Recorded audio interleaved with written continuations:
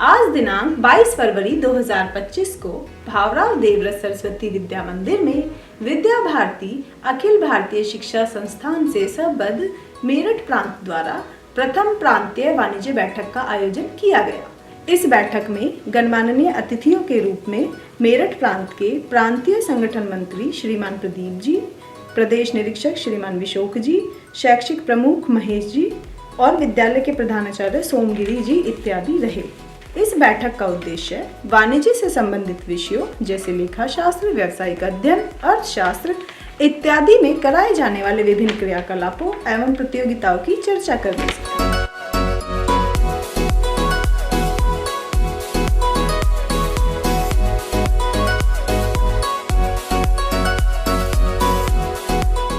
इस बैठक में प्रांत संगठन मंत्री श्रीमान प्रदीप गुप्ता जी ने मार्गदर्शन किया कि मुगलों और अंग्रेजों से पहले हम जीडीपी के संबंध में कहाँ थे और आज हम कहाँ पर हैं।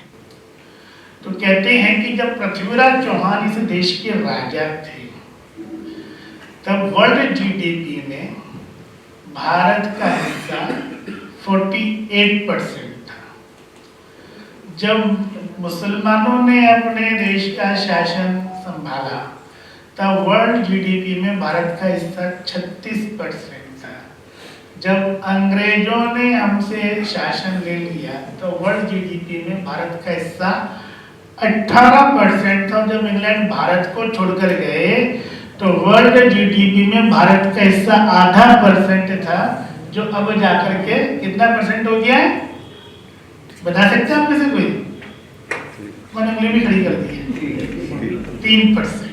उन्होंने विशेष बल इस बात पर दिया कि हमें भारत को फिर से सोने की चिड़िया बनाना है। मैंने कहा ना, भारत के लिए 4 बातें थी। पहली बात बताई थी विश्व गुरु भारत, दूसरा सोने की चिड़िया भारत, तीसरा यहाँ दूध घी की नदियां बहती हैं। दूध घी की नदी बहने का मतलब क्या था कि यहाँ पर पहले जमाने में किसी के घर में कोई जाता था तो पानी की जगह से दूध पिलाते, कि दूध बहुत था। दूध बहुत था यानी कि दूध देने वाले जानवर बहुत थे। दूध देने वाले जानवर थे, इसका मतलब उनको देने के लिए चारा था, पानी था, अच्छी खेती थी। तो विश्व गुरु भारत, सोने की चिड़िया भारत, दूध घी की नदियों वाला भारत, और चौथी बात क्या थी भारत के साथ में जुड़ी हुई, बताएंगे आप में से? ईमानदारी इतनी थी कि लोग घरों में ताले, चोरी नहीं थी, बेईमानी नहीं थी, डाका नहीं था, ठगी। इसलिए अंग्रेजी संस्कृत में ताला शब्द नहीं है, क्योंकि जब संस्कृत भाषा बनी तो उसमें ताले होते ही नहीं थे। केवल एक जानवर से बचने के लिए साकल लगा दिया करते थे। तो ये भारत की प्राचीन विशेषता थी। हमने अपने शिक्षण से और छात्रों के पराक्रम से उसको दोबारा पाना ही नहीं है, उससे आगे बढ़ना है, वो लक्ष्य हमारा है। इस वाणिज्य बैठक में आचार्यों द्वारा अच्छे सुझाव दिए गए, जो सुझाव इस प्रकार हैं। CUT आजकल बहुत इम्पोर्टेंट हो चुका है, उसके भी क्वेश्चंस हमें स्पीच में डालने चाहिए। बहुत से इन्वेस्टमेंट होते हैं, वैल्यूज इन्वेस्टमेंट, जिसके बारे में बच्चों को केवल इतना ही पता होता है कि बैंक के अंदर अगर इन्वेस्टमेंट की जाए तो इन्वेस्टमेंट है, अदरवाइज दूसरे शेयर मार्केट में दूसरे और फंड हैं जिनके द्वारा भी हम रेगुलर इनकम प्राप्त कर सकते हैं, इन्वेस्टमेंट कर सकते हैं। अगर विद्यालय की तरफ से थोड़ा सा बजट कॉमर्स का भी हो जाए। मैंने लगभग अब तक 400 बच्चों के अकाउंट्स बैंक में खुलवा चुका हूँ। क्या आप सभी लोग मेरी बात से सहमत हैं? Thank you. सबसे पहले मैं फीडबैक देना चाहूँगी, ये एक बहुत अच्छा इनिशिएटिव है, बहुत अच्छी स्टार्टिंग है, और इसका क्रेडिट जहाँ तक मैं समझती हूँ कि हमारे प्रांतीय संगठन मंत्री श्री प्रदीप जी से स्टार्टिंग है, क्योंकि उन्हीं का व्यू था कि कॉमर्स लैब स्टार्ट की जाए। उसमें हम यूज कर सकते हैं AI का, बैंकिंग में कैसे यूज करता है, टॉपिक दिया जा सकता है इमीडिएट। शेयर मार्केट पे क्या इफेक्ट होता है, आजकल बहुत सारे शेयर मार्केट के जो ब्रोकर्स हैं वो AI का यूज कर रहे हैं और अच्छा प्रॉफिट कमा रहे हैं। दीप ज्योति परम ज्योति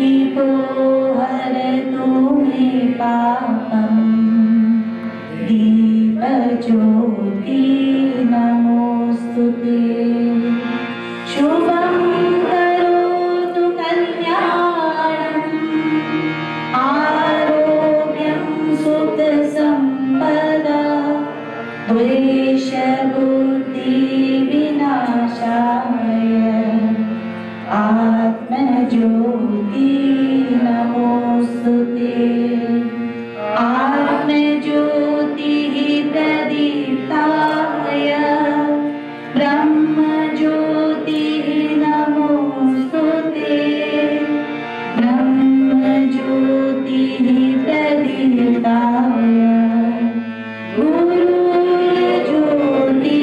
नमोस्तुते या कुन्देन्दु तुषारहारधवला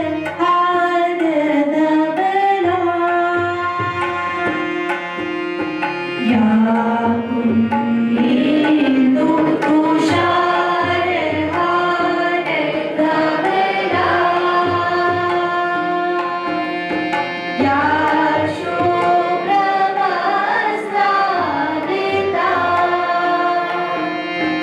या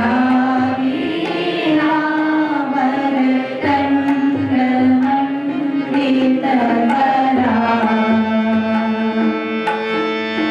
या श्वेतपद्मासना या ब्रह्मणाच्युतशङ्कर प्रभृतिभिः देवहि सदा वन्दिता सा मां पातु सरस्वती भगवती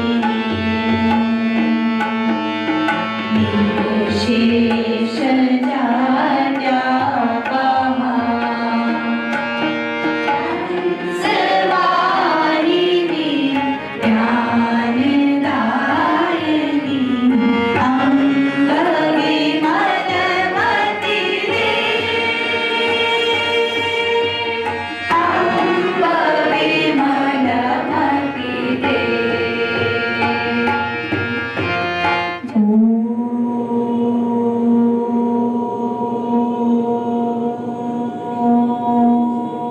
वंदनीय मां शारदे, जगत जननी भारत माता, ब्रह्म में व्याप्त ओम को नमन करते हुए इसके बाद अपने इस कक्ष में अतिथिगण और जो अन्य विद्यालय से वाणिज्य के अध्यापक गण आए हैं, आप सभी का भावराव देवव्रत सरस्वती विद्या मंदिर में हार्दिक स्वागत अभिनंदन। सबसे पहले अपने मध्य आदरणीय प्रदीप कुमार गुप्ता जी, आप वर्तमान में मेरठ प्रांत के प्रांत संगठन मंत्री हैं और साथ में जो अपना अखिल भारतीय लेखागार है उसके आप संयोजक के नाते भी कार्य कर रहे हैं। आप लगभग 2.5 वर्षों तक अपनी शिक्षा बीकॉम ऑनर्स और सीएस करने के बाद मेरठ प्रांत में आप संघ के प्रचारक रहे। उसके बाद लगभग 25 वर्षों तक जम्मू कश्मीर प्रांत के आप विभिन्न दायित्वों पर रहे, जैसे जिला प्रचारक, विभाग प्रचारक और विद्या भारती में 2010 से आप वहां पर प्रांत संगठन मंत्री के नाते कार्य देख रहे थे। इसके साथ साथ आप अखिल भारतीय सीएसआर का कार्य भी देख रहे थे और वर्तमान में आप अपने मेरठ प्रांत के प्रांत संगठन मंत्री के नाते आप कार्य देख रहे हैं। आपका बहुत बहुत हार्दिक स्वागत अभिनंदन। साथ ही में अपने इस प्रांत के प्रदेश निरीक्षक आदरणीय विशोक कुमार जी, आप लंबे समय से शिक्षा में जुड़े हैं। सबसे पहले राजनगर अपना सरस्वती विद्या मंदिर है, वहां पर प्रधानाचार्य रहे लंबे समय तक। उसके बाद स्वामी विवेकानंद सरस्वती विद्या मंदिर साहिबाबाद में आप प्रधानाचार्य रहे और 2022 से आप इस प्रदेश के प्रदेश निरीक्षक के नाते कार्य देख रहे हैं। आपका भी बहुत बहुत हार्दिक स्वागत अभिनंदन। साथ में महेशचंद शर्मा जी, आप लंबे समय तक प्रधानाचार्य और उसके बाद इसी प्रांत के प्रदेश निरीक्षक रहे पूर्व में, वर्तमान में शैक्षिक प्रमुख के नाते आप कार्य देख रहे हैं। आपका भी इस वाणिज्य मीटिंग में हार्दिक स्वागत अभिनंदन।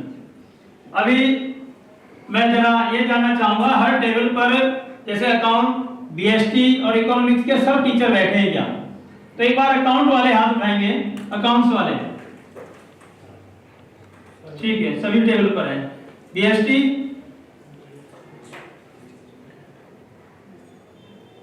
और इकोनॉमिक्स। अभी इधर एक कम है तो इकोनॉमिक्स से कोई भी इधर आ जाए। We all have one question in our mind, that why we all are gathered here. And the same question is arise in my mind also, that why we are sitting here, why we are gathered here. So to find the answer of that question, I would like to invite Pradeep ji bhai sahab. That sir, please come on mic. आप सबको मेरा नमस्कार। हम सब यहाँ पे वाणिज्य, अर्थशास्त्र और इकोनॉमिक्स, अकाउंट्स उसके टीचर हैं। मैं कई स्कूलों में गया था, वहाँ पे कई स्कूलों के कॉमर्स, अकाउंट्स, इकोनॉमिक्स के टीचरों से मेरी बात भी हुई थी। हो सकता है मुझसे कुछ लोग आप भी बैठे हुए हों, जिससे मेरी स्कूल के लेवल पे भी बात भी हुई। तो एक विषय आ रहा था कि कॉमर्स, अकाउंट्स, इकोनॉमिक्स जो भी कहना चाहिए सब मिलाकर के एक ही शब्द बोल दें, कॉमर्स ही बोल दें। तो ये एक व्यवहारिक विषय है, सबके रोजमर्रा के जीवन से जुड़ा हुआ विषय है। हम इसको पढ़ाते हैं और जितने भी सब्जेक्ट हम स्कूल में पढ़ाते हैं उसमें सबसे ज़्यादा प्रैक्टिकल अप्रोच भी इसी विषय की है। डे टू डे लाइफ में जितना इस विषय की आवश्यकता पड़ती है, इसके बारे में ध्यान में आता है कि कोई जैसे विज्ञान मेला लगता है, संस्कृति बोध प्रतियोगिता होती है, बाकी सब चीज़ें रहती हैं, खेलकूद मेला भी लगता है, गणित का भी मेला है, कंप्यूटर का भी है। इसके बारे में ऐसा कुछ है नहीं और इसमें स्कोप बहुत ज़्यादा है। क्या कर सकते हैं? तो मेरी स्कूल में बात हुई थी, कुछ स्कूलों ने उसमें कुछ काम नहीं किया। जैसे नोएडा स्कूल है तो सबसे पहले इसने कॉमर्स की एक लैब स्थापित की, एस्टेब्लिश की, और उसके अंदर मॉडल वगैरह रखे थे। और जिस दिन ये लैब एस्टेब्लिश की थी तो उस समय सीए बुलाए थे, 10-12 प्रोफेशनल बुलाए थे। जिन बच्चों ने लैब एस्टेब्लिश की थी वो बच्चे थे, उनके पेरेंट्स भी बुलाए थे, समाज के कुछ और लोग भी बुलाए थे, 60-70 लोग थे। और जब सबने अपनी लैब देखी तो फिर जिन बच्चों ने प्रोजेक्ट तैयार किए थे उन्होंने भी अपने बात रखी कि हमें कैसा लगा। जिन टीचर्स ने इसके अंदर सहयोग किया था उन्होंने भी अपना विषय रखा। जो पेरेंट्स आए थे उन्होंने भी कहा कि हमने जिंदगी में पहली बार ही ऐसी लैब हो सकती है वो देखी है। और जो सी आए हुए थे, मेरे ख्याल है 10-12 सी थे, कितने है ना, चार्टर्ड अकाउंटेंट थे और प्रोफेशनल भी थे। उन्होंने भी कहा कि हमें ये पढ़ाई भी की है, प्रैक्टिस भी कर रहे हैं, और ये कॉमर्स की लैब हो सकती है ये कंसेप्ट ही नहीं था, तो पहली बार हमने उसको देखा है। बाद में फिर इसी स्कूल ने पिछले महीने कब किया था, जनवरी में, कॉमर्स के ऊपर, हाँ 1 जनवरी 2025 को कॉमर्स के ऊपर ही commerce economics accounts quiz contest किए थे और मॉडल बनवाए थे। वो भी अच्छे प्रोफेशनल आए थे उनको देखने के लिए। यूनिवर्सिटी, दिल्ली यूनिवर्सिटी के कॉमर्स के प्रोफेसर आए थे, CRPF के रिटायर्ड डायरेक्टर वो आए थे, ऐसे अच्छे स्लाइडली जो एक्सपर्ट थे वो आए थे। उन्होंने सारा विषय ये देखा था।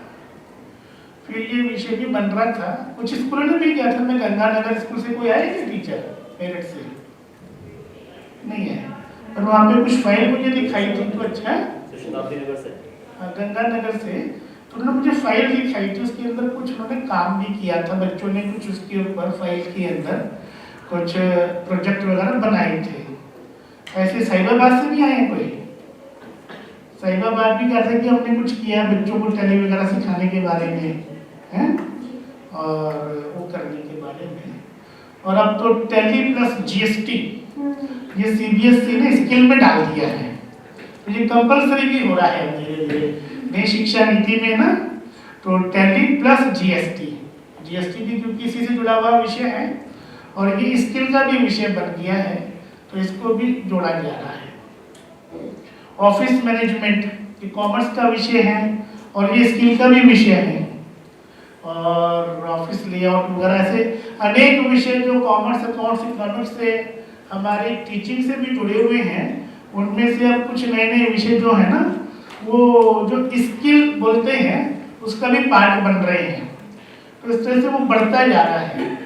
तो ऐसे ही आया था, फिर प्रांत में तय हुआ कि एक बारी ऐसे सभी टीचर्स को बुला करके उनकी बैठक कह लो, वर्कशॉप कह लो, पर एक बारी बुला करके कॉमर्स के अंदर हम जैसे ये विज्ञान मेला लगता है ऐसे ही हम वाणिज्य मेला अपने प्रांत में प्रारंभ करें, क्योंकि जब ये कॉमर्स का 1 जनवरी को ये कंपटीशन चल रहे थे तब अपने क्षेत्र के संगठन मंत्री भी थे, उन्होंने कहा कि मेरठ प्रांत में इसकी शुरुआत की है तो एक बारी वो अपना मेला लगा ले, फिर हम इसे क्षेत्र स्तर पर भी लगाएंगे। क्षेत्रीय संबंधी ने कहा की बात है ना, तो कहते हैं कि हम एक पहल करेंगे क्योंकि पूरे भारत के अंदर शायद ये कुछ अच्छे काम अच्छे लोगों के लिए छोड़ दिए जाते हैं, तो कॉमर्स की लैब, कॉमर्स का फेयर ये मेरठ प्रांत के लिए छोड़ दिए कि कुछ अच्छे काम शुरुआत यहाँ से उसकी हो। तो इसलिए ऐसे आप सबको बुलाया है, एक प्रेजेंटेशन भी होगी कॉमर्स फेयर के बारे में, कैसे क्या कर सकते हैं हम लोग, तो वो प्रेजेंटेशन भी दी जाएगी। प्रेजेंटेशन में आप सबको इसलिए ग्रुप के हिसाब से बिठाया कि आप उसे नोट भी करते रहेंगे, आपके कोई सुझाव आएंगे तो उसके ऊपर वो नोटिंग भी लिखते रहेंगे, और उसके बाद में आप सबको टाइम भी देंगे ग्रुप वाइज कि कुछ अपने इस बारे में, फिर हम स्कूल लेवल पे क्या कर सकते हैं और प्रांत लेवल पे हम क्या कर सकते हैं, इसके बारे में हम सब लोग बैठकर विचार करेंगे और इसका एक प्लान बनाएंगे, ब्लूप्रिंट तैयार करेंगे। और जब नेक्स्ट एकेडमिक सेशन है इसके अंदर हम ये एक फेयर लगा सके कॉमर्स फेयर के नाम पर, और उसके अंदर फिर हम बाकी सब ऐसे जो इस लोग फील्ड के एक्सपर्ट लोग हैं उनको बुला करके दिखा भी सकें, उनकी राय भी ले सकें, सजेशन भी ले सकें, क्योंकि विषय तेजी से बढ़ रहा है। भारत इस समय वर्ल्ड की 5th इकोनॉमी बन गया है।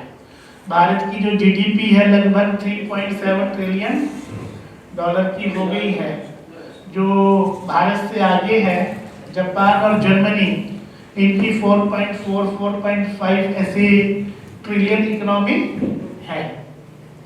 और 2027 तक भारत ने अपना टारगेट रखा है कि हम 3rd इकोनॉमी 2027 कि 30 तक रखा है, कब तक रखा है? 2027 तक 2027 तक रखा है ना, कि हम वर्ल्ड की 3rd इकोनॉमी बन जाए, क्योंकि जो चाइना की जीडीपी इस समय है वो more than 8 ट्रिलियन डॉलर है और अमेरिका की नियर अबाउट 28 ट्रिलियन डॉलर है। तो ऐसे जब हम लोग जब विचार करते हैं तो ये इस पे आता है। दूसरा विचार जब हम करते हैं कि सरकारी सेक्टर में जो कंपनीज हैं उनकी परफॉर्मेंस कैसी है, जो प्राइवेट सेक्टर में कंपनीज हैं उनकी परफॉर्मेंस कैसी है, उनको भी हम जब कंपेयर करना शुरू करते हैं तो सरकारी सेक्टर में सबसे बड़ा बैंक कौन सा है? State bank of India. उसका लास्ट ईयर का जो प्रॉफिट था, नेट प्रॉफिट, वो मोर देन 16,000 करोड़ रुपीस था, परंतु प्राइवेट उसकी जो पर शेयर अर्निंग थी वो कितनी है उस हिसाब से। और प्राइवेट सेक्टर में जो बैंक है, जो उस समय सबसे बड़ा बैंक माना जाता है, वो कौन सा है? HDFC बैंक है। उसका प्रॉफिट तो कम होगा पर अर्निंग शेयर कितनी थी उसकी, तो ये कंपेयर करना चाहिए। सरकारी सेक्टर में जो स्टील बनाने की कंपनी है सबसे बड़ी, उसका नाम क्या है? SAIL, steel authority of India limited. उसकी कैपिटल कितनी है और उसका प्रॉफिट कितना है, और जो प्राइवेट सेक्टर में कंपनी है टाटा आयरन स्टील, उसकी कैपिटल कितनी है, उसका प्रॉफिट कितना है। तो ये कंपेयर भी हमारे लोगों को आना चाहिए। रेशो एनालिसिस में आता है, अकाउंट्स के अंदर वैसे सब चीज़ें ही हैं। ऐसे मैनेजमेंट स्किल हमारी कितनी है और हम भारत की इकोनॉमी को कैसे समझते हैं कि भारत की इकोनॉमी जो राइज हो रही है, बूस्ट हो रही है, तो जो स्टार्टअप है, नौकरी से इकोनॉमी बूस्ट नहीं होती है। जो इकोनॉमी बूस्ट होती है वो व्यवसाय से होती है, इंडस्ट्रीज से होती है, ठीक है ना, चाहे वो स्मॉल स्केल पे हो चाहे लार्ज स्केल पे हो। तो हम उसको कैसे आगे बढ़ा सकते हैं। हमारे यहाँ पढ़ने वाले स्टूडेंट वो जॉब सीकर ना बने, वो जॉब प्रोवाइडर बने। तो हम उनको इस माध्यम से, इस स्टडी के माध्यम से ये एक मैसेज भी उनको दे सकते हैं। थोड़ा प्रयास किया था पूर्व छात्र परिषद में, ये जो उस समय 12वीं क्लास में बालक पढ़ रहे हैं उनकी काउंसलिंग की थी और उसके अंदर उन्होंने बड़े अच्छे अच्छे एक्सपर्ट बुलाए थे। आपके भी स्कूल के कुछ बालक शायद उसमें बैठे होंगे काउंसलिंग के समय में। ऐसा कोई स्कूल है जब कॉमर्स की काउंसलिंग होती है उनके बालक? कौन सा स्कूल है आपका? सामने सरस्वती विद्या मंदिर कटोली सामने। शामली। और भी कोई स्कूल है क्या? हैं? तो मेरी, हाँ, आपके स्कूल के बैठे थे? तो मेरे जब स्कूल के बालकों से बात हुई तो बड़े खुश थे। वो कह रहे थे कि ये बहुत लेट हुआ, ये अब जब 12वीं में आए थे तो साल के शुरू में होता तो हमें इसका और ज़्यादा बेनिफिट मिलता। बालक तो तैयार थे, कहीं ना कहीं हमारे टीचर और प्रिंसिपल, क्योंकि ऑनलाइन था सारा, तो बालक तो चाहते हैं कि हमें ऐसा प्लेटफॉर्म मिले कि जहाँ पे हम अपने आप को परफॉर्म कर सकें। और ऐसे हम ये प्लेटफॉर्म अपने बालकों को प्रोवाइड कराएंगे तो वो खुश होंगे, नाराज होंगे? और बड़े खुश होते हैं। और ये पहल की है, शुरुआत की है मेरठ ब्रांच ने। तो ये पूरे देश के अंदर यहाँ से मैसेज जाने वाला है। अभी परसों जो अपने विद्या भारती के अखिल भारतीय प्रशिक्षण के प्रमुख हैं, वो राजस्थान में रहते हैं, वो आए थे यहाँ पर। वो 3-4 बंधु आए थे राजस्थान के। तो एक तो उन्होंने आपकी कॉमर्स लैब देखी थी तो बड़े खुश थे। वो प्रधानाचार्य जी को दिखा रहे थे तो वो कह रहे थे कि ये एक नया कंसेप्ट है। और दूसरा यहाँ पे स्पोकन इंग्लिश का कोर्स चल रहा है, अभी कल से नया बैच बैठा है 15 दिन का। तो ऐसे जो कहते हैं ना इनोवेटिव एक्सपेरिमेंट, वो शिक्षा के क्षेत्र में करते रहने चाहिए। बच्चों को जरा बैंक कैसे होता है, स्टॉक एक्सचेंज क्या होता है, इंडस्ट्रीज कैसे काम करती है, उसके अंदर क्या क्या डिपार्टमेंट होते हैं, उनके फंक्शंस क्या हैं, ऐसे प्रैक्टिकली बच्चे जब जाकर के देखते हैं, समझते हैं, जिस चीज़ को वो पढ़ते हैं वो जब प्रैक्टिकली देखते हैं तो उनके जो कंसेप्ट भी हैं वो भी क्लियर होते हैं। उनका जो एक कहना चाहिए ना विज़न, वो भी बढ़ता है।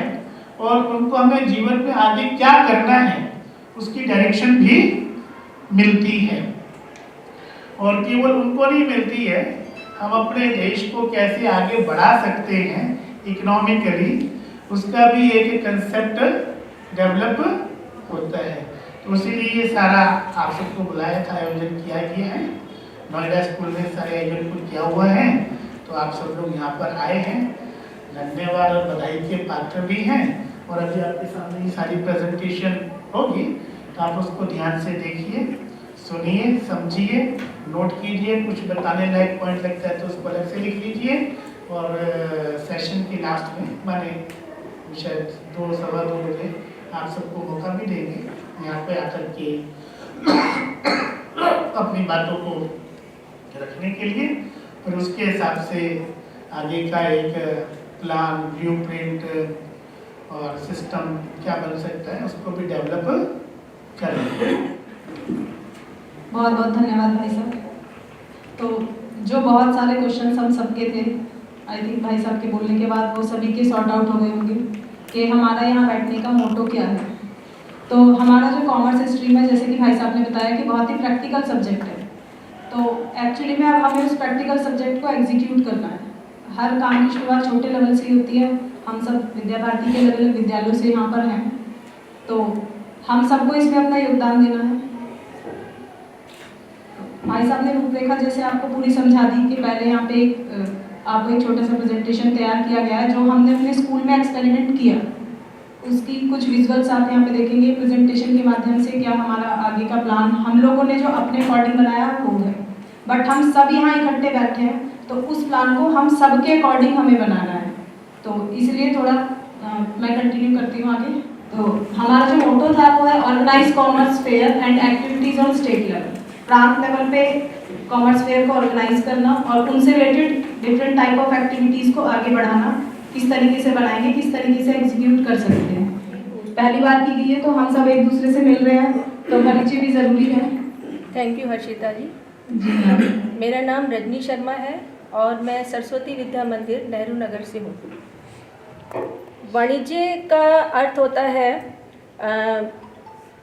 Distribution of goods and services और all the activities which are related to distribution of goods and services directly और इनडायरेक्टली। यानी कि या तो हम सीधा सीधा गुड्स एंड सर्विसेज प्रोवाइड करें या इनडायरेक्टली, चाहे इंटरनेट के माध्यम से, ऑनलाइन के माध्यम से या शॉप्स के माध्यम से गुड्स एंड सर्विसेज जो हम डिस्ट्रीब्यूट कर रहे हैं, चाहे वो हम अपने लोकेलिटी में डिस्ट्रीब्यूट कर रहे हैं, चाहे अपने नगर में कर रहे हैं, चाहे देश के कोने कोने में कर रहे हैं, जो भी हम गुड्स एंड सर्विसेज का डिस्ट्रीब्यूशन करते हैं उसमें जो भी एक्टिविटीज़ इन्वॉल्व होती हैं वो सब कॉमर्स के अंदर आती हैं। अब कॉमर्स के कई सेगमेंट्स हैं, जैसे टाइम सेगमेंट है, आपका प्लेस सेगमेंट है, प्राइस सेगमेंट है, एडवर्टाइजमेंट सेगमेंट है। ये सभी जो सेगमेंट्स हैं ये डायरेक्टली और इनडायरेक्टली कंट्रीब्यूट करते हैं गुड्स की डिस्ट्रीब्यूशन में, गुड्स एंड सर्विसेज। धन्यवाद। Thank you. मैम ने बहुत अच्छे से इसको बताया। इसमें मैम ने एक एस्पेक्ट जो और ऐड किया, दैट इज ऑनलाइन। कॉमर्स को अभी तक क्योंकि बेसिकली प्रैक्टिकल सब्जेक्ट भी इसको कंसीडर नहीं किया जाता है और एक छोटा दायरा जो है इसका अगर देखा जाए तो बहुत ही ज़्यादा वाइड स्कोप है। कॉमर्स ऑनलाइन और ई कॉमर्स के आ जाने से, सारी एक्टिविटीज़ इलेक्ट्रॉनिक वे में हो जाने से हमारे पास बहुत सारे मोर ऑप्शंस खुल गए हैं कि हम उनमें भी एक्सप्लोर कर सकते हैं, उनमें भी हम लोग चीज़ों को सर्च कर सकते हैं। आगे मैम ने बहुत अच्छे से बताया, जैसे कि यहाँ लिखा भी है कॉमर्स में ट्रेड और ट्रेड से रिलेटेड सारी एक्टिविटीज़ इंक्लूड होती हैं। जैसे सेगमेंट मैम ने बताया भी आपको, हमारे पास हमारा इंश्योरेंस, बैंकिंग, ट्रांसपोर्टेशन, कम्युनिकेशन सब कुछ कॉमर्स से रिलेट करता है। मनोज कुमार त्यागी, भावराव देवरसर मंदिर। मैं जैसे लास्ट सेंटेंस आया कि trades, goods and services include की जाती है। वाणिज्य वैसे अपने आप में बहुत बड़ी ब्रॉड कंसेप्ट है, ग्रुप ऑफ सब्जेक्ट है, बीएसटी भी इंक्लूड होता है, अकाउंट्स भी इंक्लूड होता है, इकोनॉमिक्स भी इंक्लूड होता है। तो मेरा कंसेप्ट मैं इसको इकोनॉमिक्स से जोड़ने की कोशिश करूंगा। जैसे इसमें गुड्स एंड सर्विसेज का ट्रेड लिखा है, इसमें मैं कहूँगा कि ट्रेड नहीं है, हमें गुड्स एंड सर्विसेज को खरीदना और बेचना कैसे आसान बना सकते हैं, जिससे मैकेनिज्म, मतलब हम कहीं मार्केट है, मार्केट में जाकर के हम खरीद लें, बेच लें या मॉल से संबंधित कर लें या स्पेस से लें, ये नहीं। हम करें कि हम ऐसी क्या खरीदें जिससे कि हम खरीदना और बेचना और इकोनॉमिक एक्टिविटीज, कॉमर्स एक्टिविटीज को बहुत आसान वे में बना सकें, जिससे कि हमारी इकोनॉमी ग्रोथ कर सके। Well said sir, thank you so much. मेरा नाम सुशील कुमार है, मैं सरस्वती शिशु मंदिर इंटर कॉलेज केशवपुरी मुजफ्फरनगर से हूँ। मेरे विचार से कॉमर्स जो है उसके अंदर सारी चीज़ बता ही दी गई है, परंतु मैं सोचता हूँ कि उत्पादन से लेकर और मार्केट में पहुँचने तक, कंज्यूमर तक पहुँचने में, अर्थात इसको अगर हम ऐसे कहें कि एक लाइन में अगर इसको कहना हो तो उत्पादन से लेकर और उपभोक्ता तक पहुँचने में जितनी भी चीज़ें इंक्लूड होती हैं वो सारी कॉमर्स के अंदर ही आ जाती हैं। जी बिल्कुल, एक लाइन में within a short summary ऐसा इसको हम कह सकते हैं। Commerce tries to satisfy increasing human wants. तो अगर कॉमर्स के बच्चे भी इस बात से अनअवेयर हैं, हर अगर तीसरा या चौथा बच्चा ये बात सेम कंपनी को बोल देता है कि मैम इस कंपनी का फाइनेंशियल स्टेटमेंट एनालिसिस कर लूं, क्योंकि वो हर चीज को प्रैक्टिकली पढ़ रहे हैं। अब उनका मोटिव सिर्फ बोर्ड्स निकालना नहीं है, उन्होंने प्लान बनाया है। एक बार आप देखिए इसको, exhibition, content presentation, commerce quiz, instant speech, financial statement analysis. और वो इंटरेस्ट तब मैं उससे कहूँगी कि कंसेप्ट पढ़ लो, नोट्स बना लो, उससे ग्रेड नहीं होगा। उसके बाद it is necessary to write the content, principle, procedure and to describe effectively the principle and working of the model. अभी आपको एक पेपर दिया गया है, पहले तो आप खुद ही डिसाइड करें कि हमारा ग्रुप लीडर कौन होगा। अपने आप में डिसाइड करें, उसी को यहाँ पर वो सभी विचार अपने प्रस्तुत करने होंगे। पहले आप लिखेंगे, एक ग्रुप लीडर रहेगा, बाकी सबके भी नाम रहेंगे। सबसे ऊपर ग्रुप लीडर जो आगे यहाँ पर अपना जो भी आप लोगों ने विचार लिखे हैं, जो भी सुझाव है वो सब लिखेंगे। दूसरा जो आपके साथ मेंबर है वो भी अपने नाम लिखेंगे। उसके बाद ये आपको आधे घंटे का समय दिया जाएगा। एक चीज का और ध्यान रखेंगे, कई बार क्या होगा, हम अलग अलग ग्रुप में बैठे हैं, कुछ बिंदु ऐसे होंगे जो सबने लिखे होंगे। लगता है पहले वाली टीम ने बोल दिया है तो उस वाले को वहीं क्रॉस लगा देंगे, डबल नहीं करेंगे, वो सब आ जाएगा, मिक्स हो जाएगा। माने कोई भी पहले वाली टीम ने कोई चीज बताई, वही दूसरे ने लिखी है, वही चौथे ने लिखी, तो टाइम ज्यादा लगेगा। तो इस चीज का हमको ध्यान रखते हुए अब आधे घंटे का टाइम आप लोगों को दिया जाएगा। आधे घंटे के बाद, क्योंकि इसके बाद हम लैब को देखने जाएंगे, वहां भी आधे घंटे का ही समय आप लोगों को लैब को देखने के लिए, लेकिन लैब के तुरंत बाद हम नीचे भोजन के लिए जाएंगे। तो सामूहिक मंत्र यहाँ से रहेगा 1 बजे, उसके बाद लैब में जाएंगे, फिर भोजन करेंगे, उसके बाद फिर दोबारा से यहाँ पर हम 2 बजे तक सभी को उपस्थित होना है। और जो ग्रुप लीडर है वो अपनी तैयारी रखें, उनको 2-3 मिनट का यहाँ समय दिया जाएगा बोलने के लिए। ये प्रक्रिया रहेगी। तो अब आपका टाइम स्टार्ट होता है, आप आपस में डिस्कस करिए और ग्रुप लीडर एक बनाइए।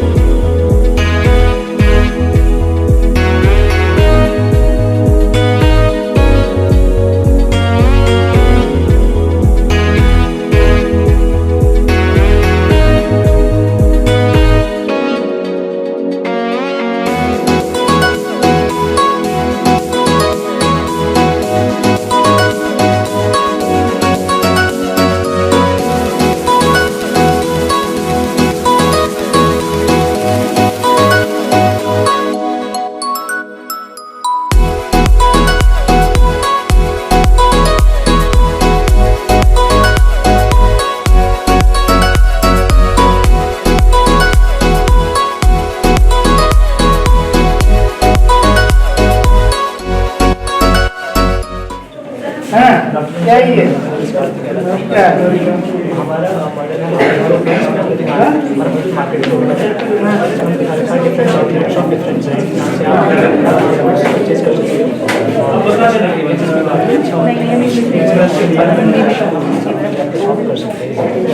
various kind of sir brands and retailer shop as well as purchase and क्या क्या लेने हैं हम आपसे what you want we can I want you मेरा खुशबू मैं आपको टाइप ऑफ इंश्योरेंस के बारे में बताना चाहती हूँ। ये फायर इंश्योरेंस है, ये हॉस्पिटल हेल्थ इंश्योरेंस है और ये मोटर इंश्योरेंस है। यहाँ पे अगर फायर इंश्योरेंस हो तो अगर आग वाला जाती है वगैरह तो वहाँ पे इंश्योरेंस होता है, वहाँ जाकर पॉलिसी ले सकते हैं। और हेल्थ के लिए अपना हेल्थ की इशू होती है तो आप पॉलिसी को इंश्योरेंस करा सकते हैं।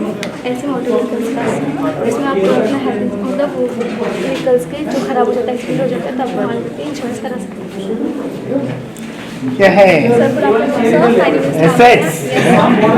Assets are the economic resources that give the benefit in the future. Assets are classified into fixed assets, current assets, liquid assets, tangible and intangible assets. Fixed assets are those assets which do not convert into cash within the 1 year, for example furniture, land, building. And the current assets are those assets which convert into cash within a 1 year, for example bank balance, stock, bond. Now liquid assets are those assets which convert into money term like bonds, and now intangible assets are that asset which can be seen and touched, and intangible assets are those assets which cannot be touched and intangible assets types of mention also intangible assets those cannot be goodwill Patent. So sir, this is a project of balance sheet, and we create balance sheet for getting our true financial position of the business. And for getting our true financial position of business, balance sheet must be matched both sides like assets and liability. There is two sides, assets and liability. First one is assets. Assets are those things which give benefit in the future to the business and operate business for a long time. For example, land, building, machinery. And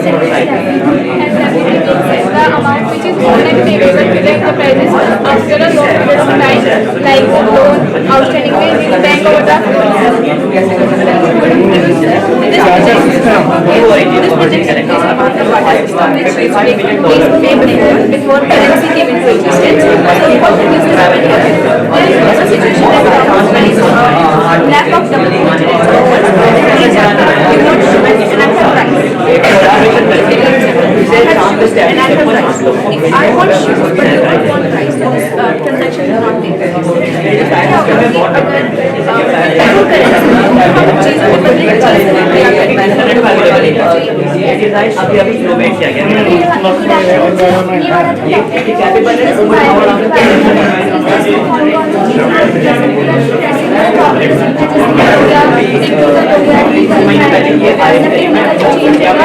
मतलब जो हमारी technology change होगी उससे हमारे business पे क्या impact होगा, social media रहेगा, लीगल लॉ चेंज होगा, उससे हमारी बिजनेस पे क्या इम्पैक्ट पड़ेगा, नई पॉलिसी क्या है उसके लिए उससे हमारे बिजनेस पे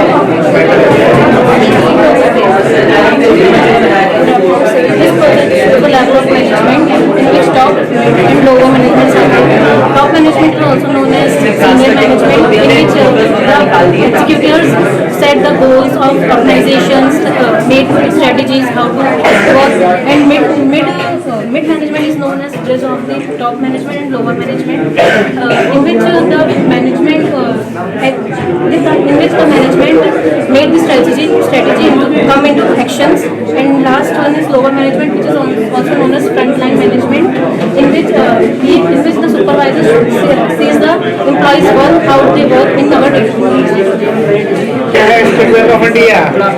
इसमें ये हमारा मॉडल दिखाया गया है जो स्टेट बैंक ऑफ इंडिया में जो हमारे वर्क्स होते हैं वो कैसे परफॉर्म होते हैं। जैसे कि यहाँ पे cash counter state bank of India के अंदर बहुत तरीके ब्रांच होते हैं। ब्रांचिंग में कैसे जैसे आपको कोई कैश काउंटर पासबुक प्रिंटिंग करानी है तो आप इसके अंदर ATM में मिल जाता है, कैश विड्रॉ करने के लिए से निकलवा सकते हैं, तो आप कैश काउंटर में जाके यहाँ से कैश डिपॉजिट करें आप यहाँ से। ये पेस्टिसाइड स्प्रेइंग के लिए था। क्या है ये? नमस्ते सर, आज अंतरिक्ष के बारे में जानना बहुत बड़ी बात है, मेरा नहीं। आज अंतरिक्ष में एक आम इंसान का जाना एक सपना ऐसा लगता है, बट कुछ कंपनीज ऐसी है जो सच कर रही है, जैसे स्पेस एक्स, ब्लू ओरिजिन और वर्जिन गैलेक्सी, जो $55 मिलियन में एक पर्सन को स्पेस में टूर कराते हैं, वो भी 10 मिनट 15 मिनट 1 घंटे के लिए। बट जो मैंने डिज़ाइन बनाया अपने भारत अपने देशों के साथ कोलैबोरेशन के साथ करके इसे चांद पे भेजने का हमने सोचा है। वहाँ पे $150,000 मिलियन में हमें चांद को वहाँ पे ट्रैवल करना है। $150 में?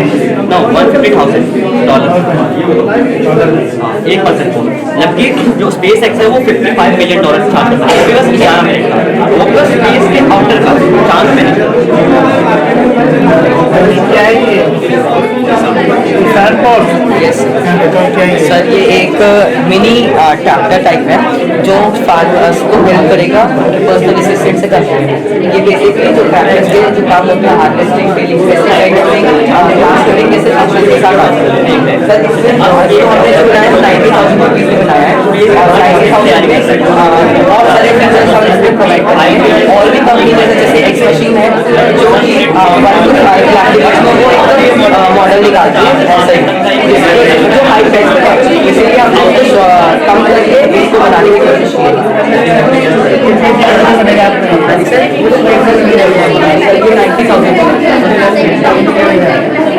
Functions of money.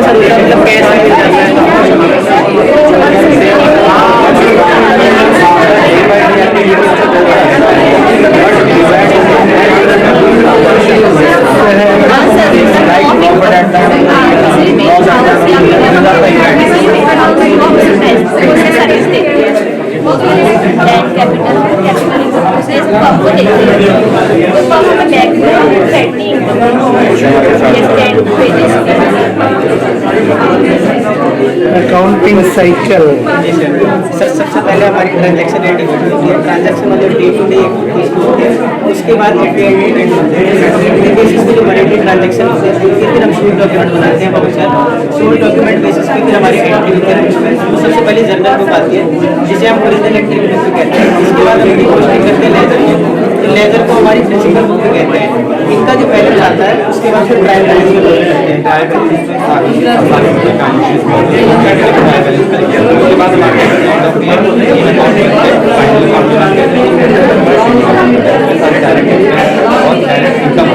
बाद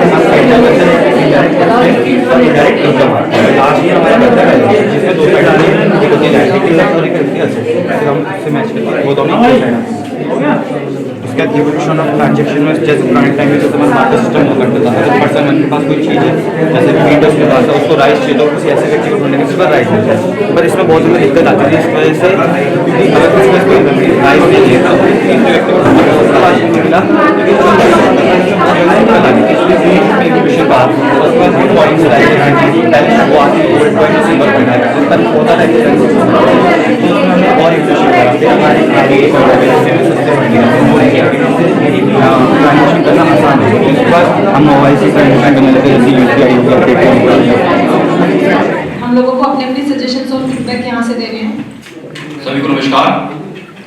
तो सबसे पहले तो आज का ये जो आयोजन किया गया है, मुझे लगता है कि कॉमर्स स्ट्रीम के लिए ये बहुत अच्छा एक स्टार्ट है और यहीं से हमें डायरेक्शन मिल जाएगी कि किस तरह से हम कॉमर्स को बहुत आगे ले जा सकते हैं। सभी को शुभकामनाएं और आयोजन को धन्यवाद।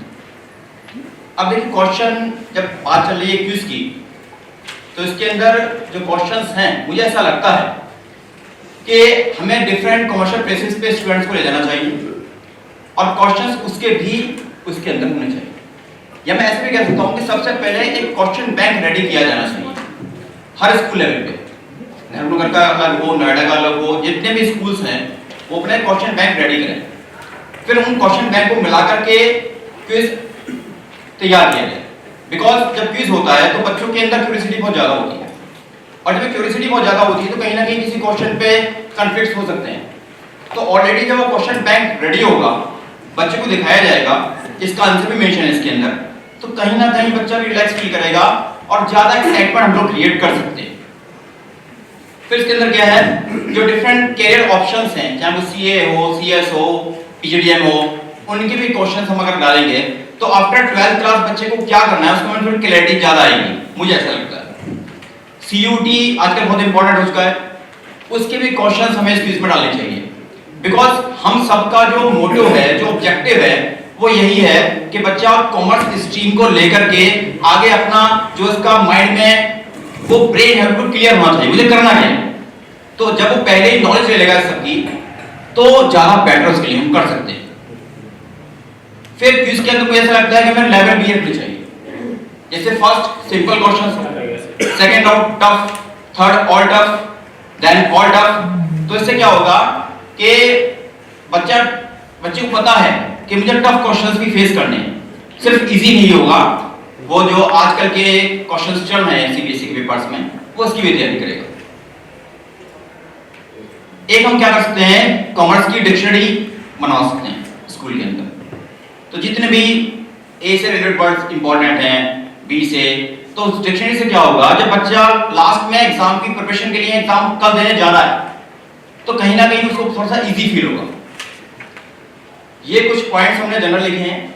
बाकी अगर मैं टॉपिक्स की बात करूं इकोनॉमिक्स में, तो मुझे ऐसा लगता है इंडियन इकोनॉमिक डेवलपमेंट जो बुक है, उसे जस्ट हम सब लोग पढ़ाते ही हैं, जस्ट लाइक स्टोरी की तरह, लेकिन उसका जो लास्ट चैप्टर है, आप देखिए इंडिया पाकिस्तान चाइना वाला, वो अकेला चैप्टर 8 मार्क्स की वेटेज ले रहा है। फर्स्ट 3 चैप्टर्स की अगर बात करें, फर्स्ट चैप्टर में बात करते हैं and Indian economy on the eve of independence, then second में economic development 1950 to 1990, third chapter हमारा एलपीजी वाला। तो ये 3 चैप्टर्स पढ़ाने के बाद में जो आईपीसी वाला चैप्टर है, मेरे अकॉर्डिंग को पढ़ाया जाना चाहिए, क्योंकि उसकी अकेले की वेटेज 8 मार्क्स की है। अगर कोई बच्चा थोड़ा सा वीक है और हम में से किसी को भी ऐसा लग रहा है कि शायद वो आगे ना जा पाए, पास ना कर पाए, तो अकेला चैप्टर उसको 8 मार्क्स दिला रहा है, तो उसको पहले पढ़ाया जाना चाहिए और क्विज में उसको जरूर रखना चाहिए। अगर हम बीएसटी की बात करते हैं तो जो सेकंड बुक है, मुझे लगता है उसको हम अच्छा प्रिपेयर कर करा दें बच्चे को, तो थोड़ा प्रैक्टिकल भी है, बच्चा उसमें इंटरेस्ट भी लेता है, तो वो अच्छा रहेगा। अगर हम अकाउंट्स की बात करें, accounting ratio, financial statement of A company, ये चैप्टर्स ऐसे हैं जिनके क्वेश्चंस हमें क्विज के अंदर जरूर इंक्लूड करने चाहिए।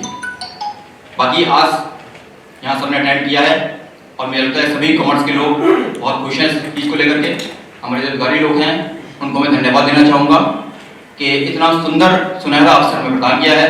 धन्यवाद सर। ग्रुप 6 में जो डिस्कशन हुआ था उसमें 2-3 चीज़ें आई।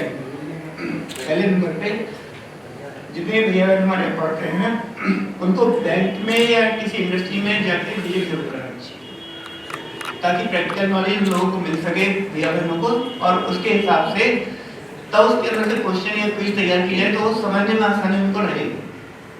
दूसरे नंबर पे कैरियर काउंसलिंग में जैसे भैया ने हमें बताया था, तो उसमें कॉमर्स स्ट्रीम के जो क्वेश्चंस हैं वो एक्सपर्ट की देखरेख में उन भैयाओं से तैयार किया जाना चाहिए, ताकि उनको एक बात आगे पता चले कि कॉमर्स लेने से हम क्या क्या आगे के ग्राउंड खुल सकते हैं, किस फील्ड में हम लोग जा सकते हैं। अब 11th में लेने के बाद कॉमर्स से बच्चों से बात की जाती है तो उन्हें पता ही नहीं होता कि हमें किस फील्ड में जाना है। इस आधार पर भी क्विज के अंदर क्वेश्चन रखे जाने चाहिए। हमें कॉमर्स स्ट्रीम के अंदर ज़्यादातर देखा जाता है कि यूपी बोर्ड में 6 से 9 तक कॉमर्स होती ही नहीं, वहाँ पे बेस जो है कॉमर्स में 6 से 9 तक ही होना चाहिए, क्योंकि कुछ टॉपिक ऐसे होते हैं जैसे पर्यावरण का, एनवायरनमेंट का है, ये सोशल स्टडीज के अंदर बच्चे पढ़ते हैं, तो उसके हिसाब से ये क्वेश्चन उसके अंदर हमें रखने चाहिए। बहुत से इन्वेस्टमेंट होते हैं, वैल्यूज इन्वेस्टमेंट, जिसके बारे में बच्चों को केवल इतना ही पता होता है कि बैंक के अंदर अगर इन्वेस्टमेंट की जाए तो इन्वेस्टमेंट है, अदरवाइज दूसरे शेयर मार्केट में दूसरे और फंड हैं जिनके द्वारा भी हम रेगुलर इनकम प्राप्त कर सकते हैं, इन्वेस्टमेंट कर सकते हैं। उसके बारे में जानकारी बच्चों को होनी चाहिए, उसके आधार पर भी क्वेश्चन हम उसके अंदर रख सकते हैं। दूसरे नंबर पे साइबर क्राइम बहुत हो रहा है, साइबर फ्रॉड बहुत होता है, उस साइबर फ्रॉड के अंदर भी हमें बच्चों को जानकारी आजकल देनी चाहिए। ऑनलाइन पेमेंट में भी बहुत ज़्यादा दिक्कत आती है, उसके आधार पर बच्चों को यदि शुरू से अवेयरनेस की जाए तो उसके अंदर भी हम आगे जा सकते हैं। एक टॉपिक के ऊपर अगर देखा जाए तो अकाउंट्स के अंदर जो क्विज क्वेश्चन है, पार्टनरशिप एक ऐसा सब्जेक्ट है जिसके अंदर से ज़्यादा यूपी बोर्ड में और सीबीएसई में आता है, तो पार्टनरशिप के आधार पर, गुडविल के आधार पर क्वेश्चन हमको रखने चाहिए क्विज के अंदर। दूसरे नंबर पे शेयर कंपनी के बारे में क्वेश्चन होने चाहिए। तीसरे नंबर पे कैश फ्लो इंपोर्टेंट चैप्टर्स है, 10 मार्क्स में तो कम से कम हमारे यूपी बोर्ड्स के अंदर आता ही है, उसके अंदर से क्वेश्चंस होने चाहिए। रेशियो एनालिसिस के भी आने चाहिए, हेड और सलाइड के अंदर क्वेश्चंस इसके अंदर से होने चाहिए।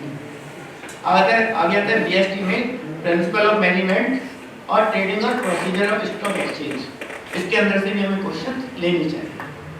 इकोनॉमिक्स के अंदर भी demand and supply, banking, national income, market equilibrium और बीओपी जैसे टॉपिक को क्विज के अंदर सम्मिलित किया जाए।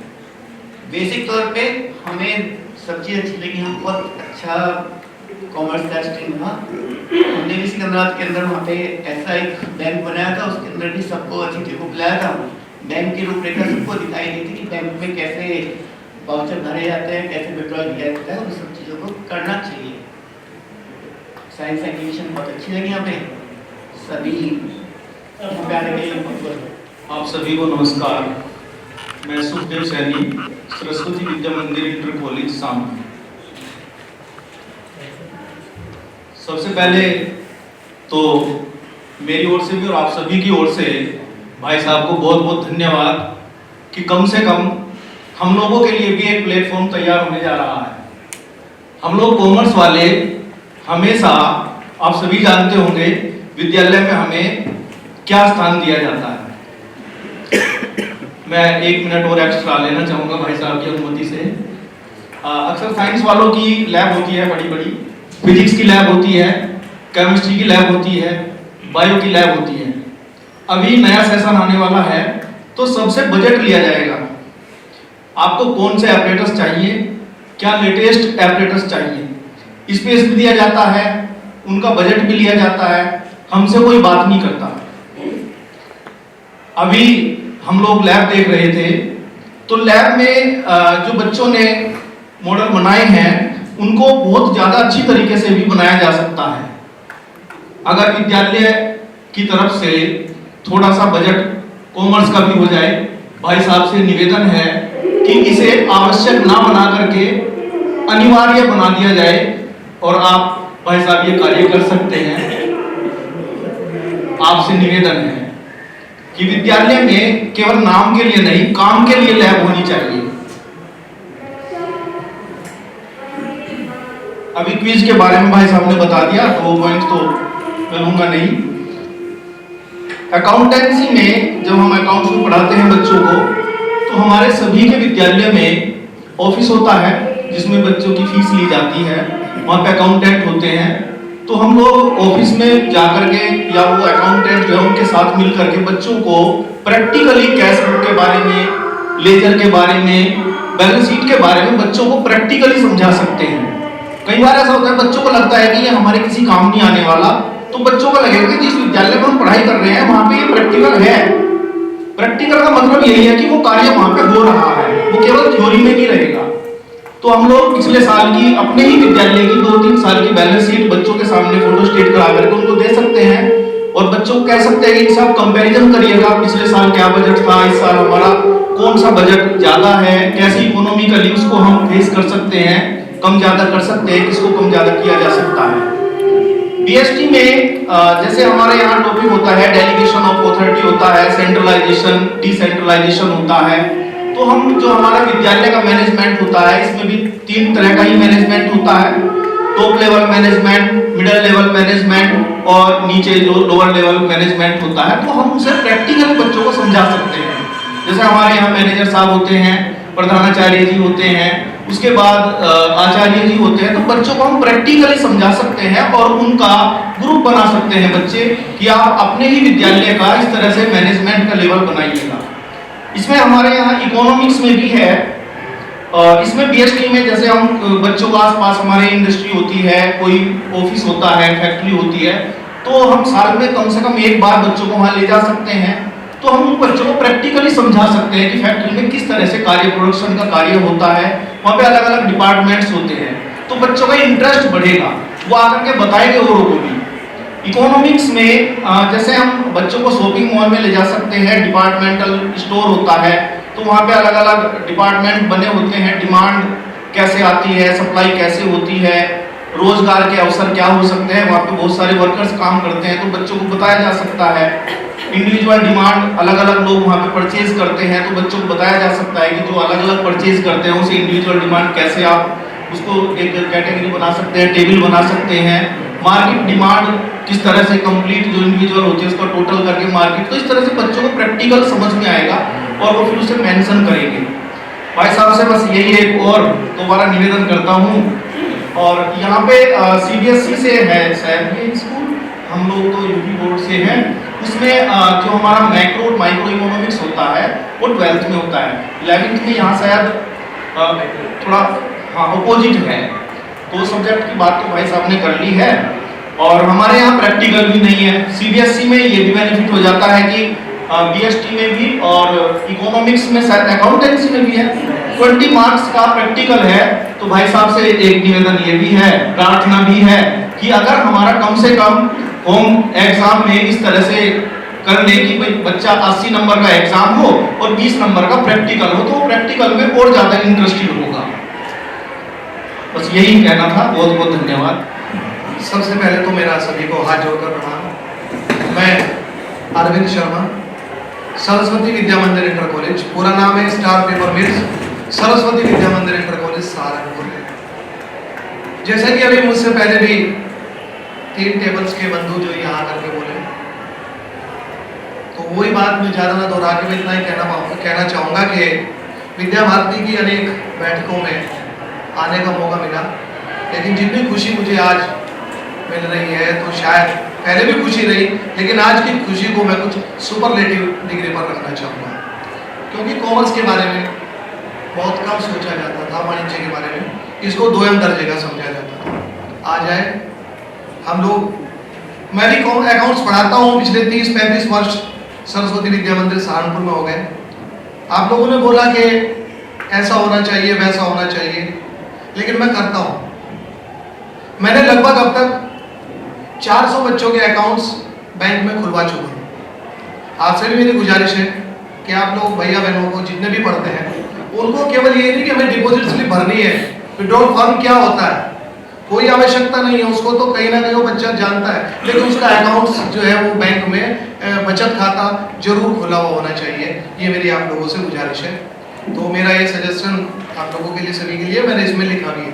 इसी प्रकार से फैक्ट्री विजिट, चूंकि सहारनपुर में स्टार पेपर मिल की यूनिट है, मैं बच्चों को वहाँ पर, हालांकि पिछले 2 वर्षों से 3 वर्षों से नहीं जा पाया मैं, वो एक अलग बात है, बच्चों को कागज कैसे बनता है उनको दिखाने के लिए लेकर के जाता हूँ। सोलन में एक फैक्ट्री को मैंने बच्चों को दिखलाया कि वो थोड़ा इस प्रकार का कॉन्ट्रडिक्शन आ गया, तो वहाँ मतलब ऐसी बात रही थी, वो फैक्ट्री एप्पल से वाइन कैसे बनती है, तो मुझे थोड़ा नाराजगी झेलनी पड़ती है, लेकिन मैंने बच्चों को वो चीज़ दिखलाई कि कैसे ये सब चीज़ें होती है। तो आप लोग भी इन चीज़ों को थोड़ा सा ध्यान दें। शिमला बच्चों को लेकर के गया, वहाँ आकाशवाणी का केंद्र कैसा है, वो सारी की सारी चीज़ें।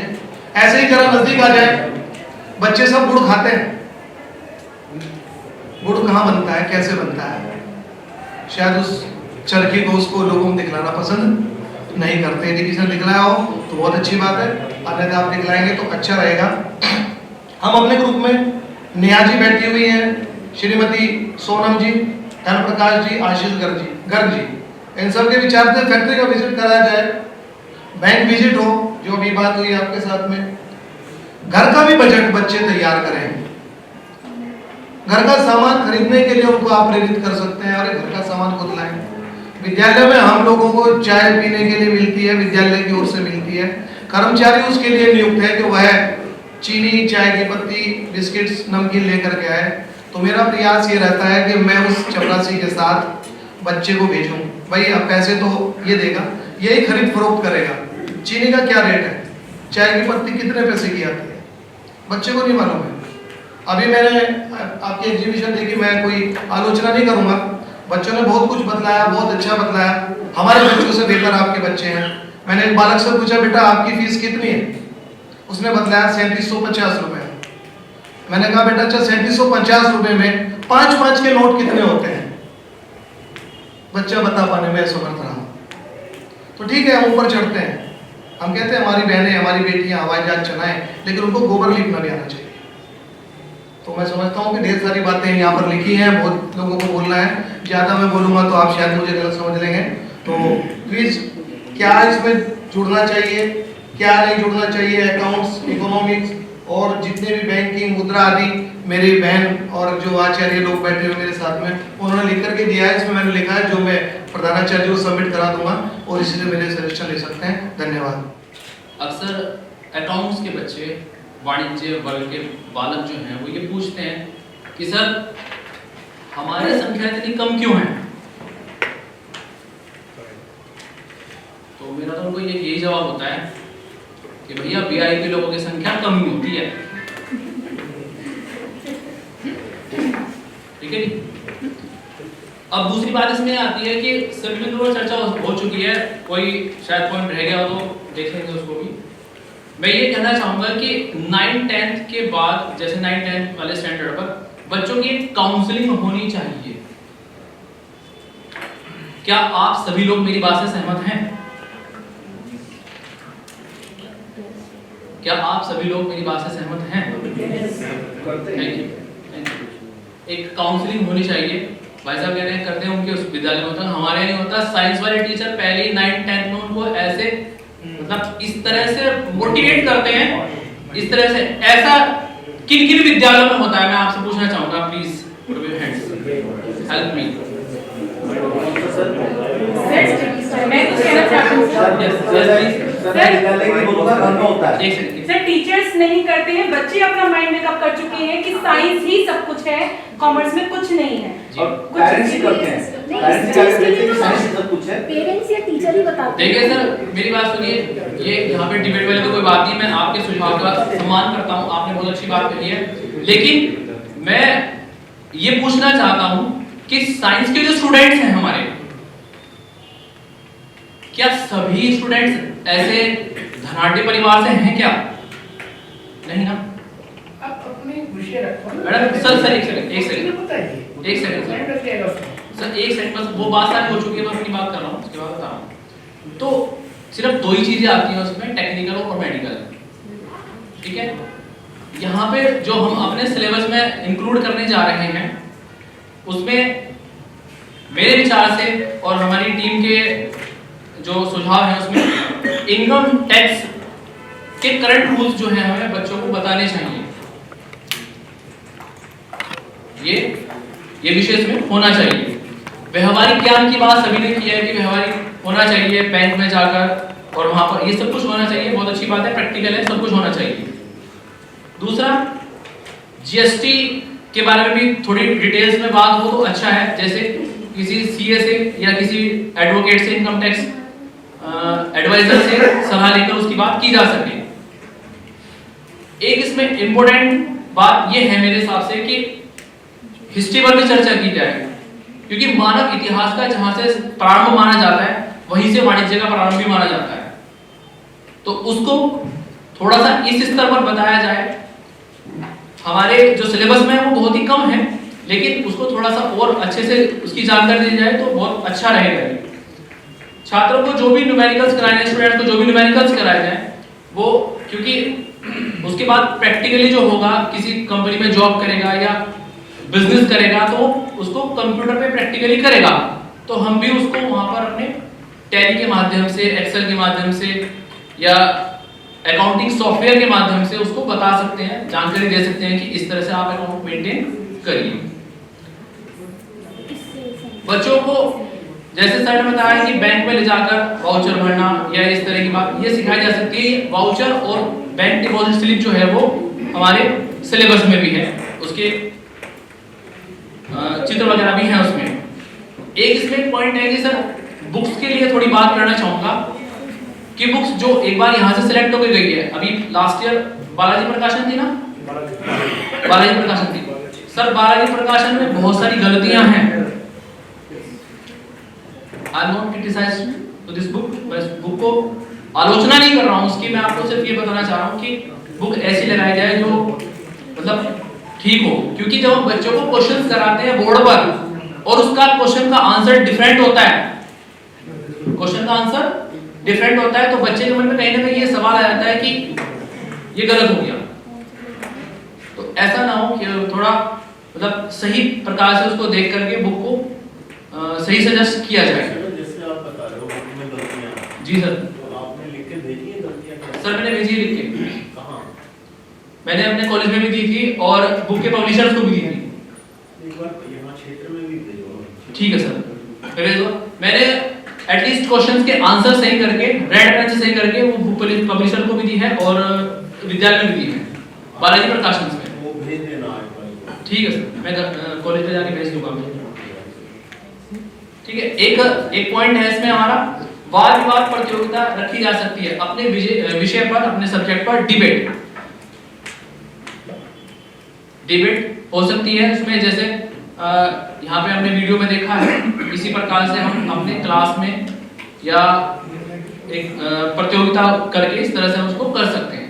सबसे पहले मैं फीडबैक देना चाहूँगी, ये एक बहुत अच्छा इनिशिएटिव है, बहुत अच्छी स्टार्टिंग है और इसका क्रेडिट जहाँ तक मैं समझती हूँ कि हमारे प्रांतीय संगठन मंत्री श्री प्रदीप जी से स्टार्टिंग है, क्योंकि उन्हीं का व्यू था कि कॉमर्स लैब स्टार्ट की जाए और ये एक बहुत अच्छी शुरुआत है कि नोएडा भावराव देवरस विद्या मंदिर से इसकी शुरुआत हुई, बहुत बड़ी अचीवमेंट है ये।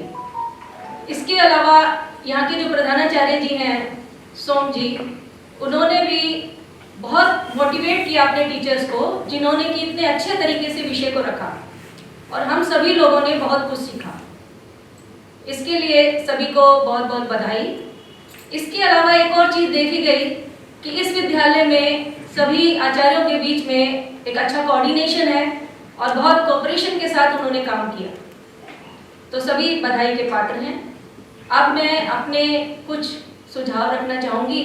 ये जो हमारी टीम है टेबल नंबर 2 की, सबसे पहले मैं सभी मेंबर्स के नाम बता देती हूँ। मेरा नाम रजनी शर्मा है। मैं नेहरू नगर गाजियाबाद से हूँ, सरस्वती विद्या मंदिर से। इसके अलावा और हमारे जो टीम मेंबर्स हैं, अशोक कुमार जी हैं, निधि सक्सेना जी हैं, पायल गर्ग जी हैं, सीमा चौधरी जी, निशा जी। ये जो व्यूज़ हैं, ये जो सजेशंस हैं, ये सब हम सब ने मिलके ही बनाए हैं, लिखे हैं इसमें। सबसे पहला हमारा व्यूज़ है कि क्विज कंपटीशन जो शो किया गया बहुत अच्छा कंपटीशन था, नो डाउट। लेकिन हमारा ये सजेशन है कि अगर इसमें 11th क्लास का क्विज अलग हो और 12th क्लास का क्विज अलग से होता तो ज़्यादा अच्छा रहता, क्योंकि 12th क्लास के जो बच्चे हैं वो तो 11th के भी क्वेश्चन सुने आते हैं, उसके लिए प्रिपेयर होंगे वो, और 12th के लिए भी। लेकिन 11th क्लास के बच्चे केवल 11th क्लास के लिए प्रिपरेशन करते हैं।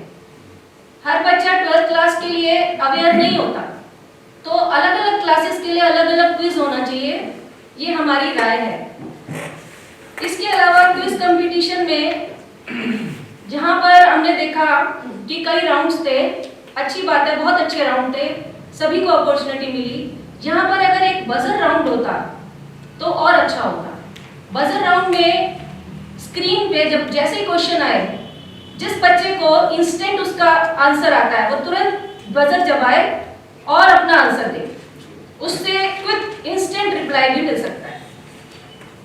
इसके अलावा क्विज कंपटीशन में इमेज बेस्ड कुछ क्वेश्चंस होने चाहिए, पिक्चर से रिलेटेड। प्रोडक्ट की पिक्चर भी हो सकती थी, ये किस कंपनी का प्रोडक्ट है, एडवर्टाइजमेंट से रिलेटेड भी हो सकता था, किसी कंपनी के फाउंडर का भी पिक्चर हो सकता था कि ये कौन सी कंपनी के फाउंडर हैं। ऑडियो बेस्ड भी इसमें क्विज हो सकता था, कुछ क्वेश्चन, जैसे कि मुकेश अंबानी जी कोई स्पीच दे रहे हैं या टाटा जी ने कोई स्पीच दी है, तो उनकी वॉइस सुन के रिप्लाई करना, इस तरह के क्वेश्चंस भी हो सकते थे। इसके अलावा जहां तक कंटेंट प्रेजेंटेशन की बात है, तो कंटेंट प्रेजेंटेशन करंट सिनेरियो से हो सकता था। कंटेंट प्रेजेंटेशन बहुत अच्छा था, नो डाउट, मगर ये अगर करंट सिनेरियो से होता, जैसे बजट से रिलेटेड, हमारी फाइनेंस मिनिस्टर श्रीमती निर्मला सीतारमण जी ने जो अभी लेटेस्ट बजट प्रेजेंट किया है उसकी काफ़ी तारीफ हुई है। उसमें जो चेंजेस आए हैं, कितनी लिमिट है, उससे ऊपर कितना टैक्स लगेगा, इससे रिलेटेड अगर कुछ प्रेजेंटेशन होती तो उससे रिलेटेड क्विज के क्वेश्चंस भी बन सकते थे और इससे बच्चों की नॉलेज बढ़ती है करंट अफेयर से रिलेटेड। सिमिलरली जैसे महाकुंभ हुआ, महाकुंभ में करोड़ों लोगों ने पार्टिसिपेट किया, हम जैसे कुछ लोग चाहते हुए भी नहीं जा पाए, वो एक अलग बात है, लेकिन महाकुंभ से भी हमारे बिजनेस को एक बूस्ट मिला, हमारे बहुत सारे बिजनेसेस ने बहुत अर्निंग की, तो इससे डायरेक्ट इफेक्ट हमारी इकोनॉमी पे आया, इकोनॉमी हमारी बूस्ट की, बहुत लोगों को रोजगार मिला, जितने भी सेल्फ एम्प्लॉयड लोग थे, चाहे वो फूल बेच रहे हैं, चाहे वो प्रसाद बेच रहे हैं, चाहे वो माला बेच रहे हैं, सबका बिजनेस खूब बूम पे गया, सबने बहुत बिजनेस किया। इसके अलावा एग्जीबिशन की अगर हम बात करें तो एग्जीबिशन में मॉडल्स हमने देखे, बच्चों ने बहुत मेहनत की है, बहुत अच्छे मॉडल्स बनाए हैं, थोड़ा बहुत और इम्प्रूवमेंट हो सकता है, बच्चों को और अच्छे रिसोर्सेज प्रोवाइड करें तो और अच्छा बेटर करेंगे। इसके साथ ही जब बच्चे मॉडल बनाते हैं ना, तो उनकी भावनाएं उसके साथ जुड़ी होती हैं, उनके पैसे जुड़े होते हैं, उनके व्यूज सब कुछ जुड़ा होता है। इसके साथ साथ उनके पेरेंट्स की भी उनसे जो इच्छाएं हैं वो भी जुड़ी हुई होती है कहीं ना कहीं। तो बच्चे जो मॉडल बनाए उनको सेफ और प्रोटेक्ट करके रखना जरूरी होता है, ये बहुत जरूरी है। चाहे बच्चा एक छोटे से गत्ते का ही एक मॉडल बनाए, उसको सेफ रखना ये हमारी जिम्मेदारी है। इसके अलावा एग्जीबिशन में फाइनेंशियल मार्केट से रिलेटेड एग्जीबिशन बनाया था, अच्छा बनाया था, और इस पे और अच्छा काम हो सकता है। इसके अलावा एटीएम मशीन बहुत अच्छी बनाई थी। मेथड्स ऑफ ट्रेनिंग पे मॉडल्स बन सकते हैं, of the job training, on the job training methods. इसके अलावा मैस्लास नीड हायरार्की थ्योरी है, उसने मैस्लास ने 5 तरह की नीड्स बनाई है, उससे रिलेटेड एग्जीबिशन मॉडल बन सकता है। कंज्यूमर प्रोटेक्शन एक डायरेक्ट जो हिट करता है कंज्यूमर को, और हम सब कंज्यूमर हैं, उस पे बेस्ड कंटेंट प्रेजेंटेशन भी हो सकता है, क्विज भी हो सकता है, एग्जीबिशन भी हो सकता है, बहुत मटेरियल है इसमें कंज्यूमर प्रोटेक्शन में। इसके अलावा रोल प्ले हो सकता है।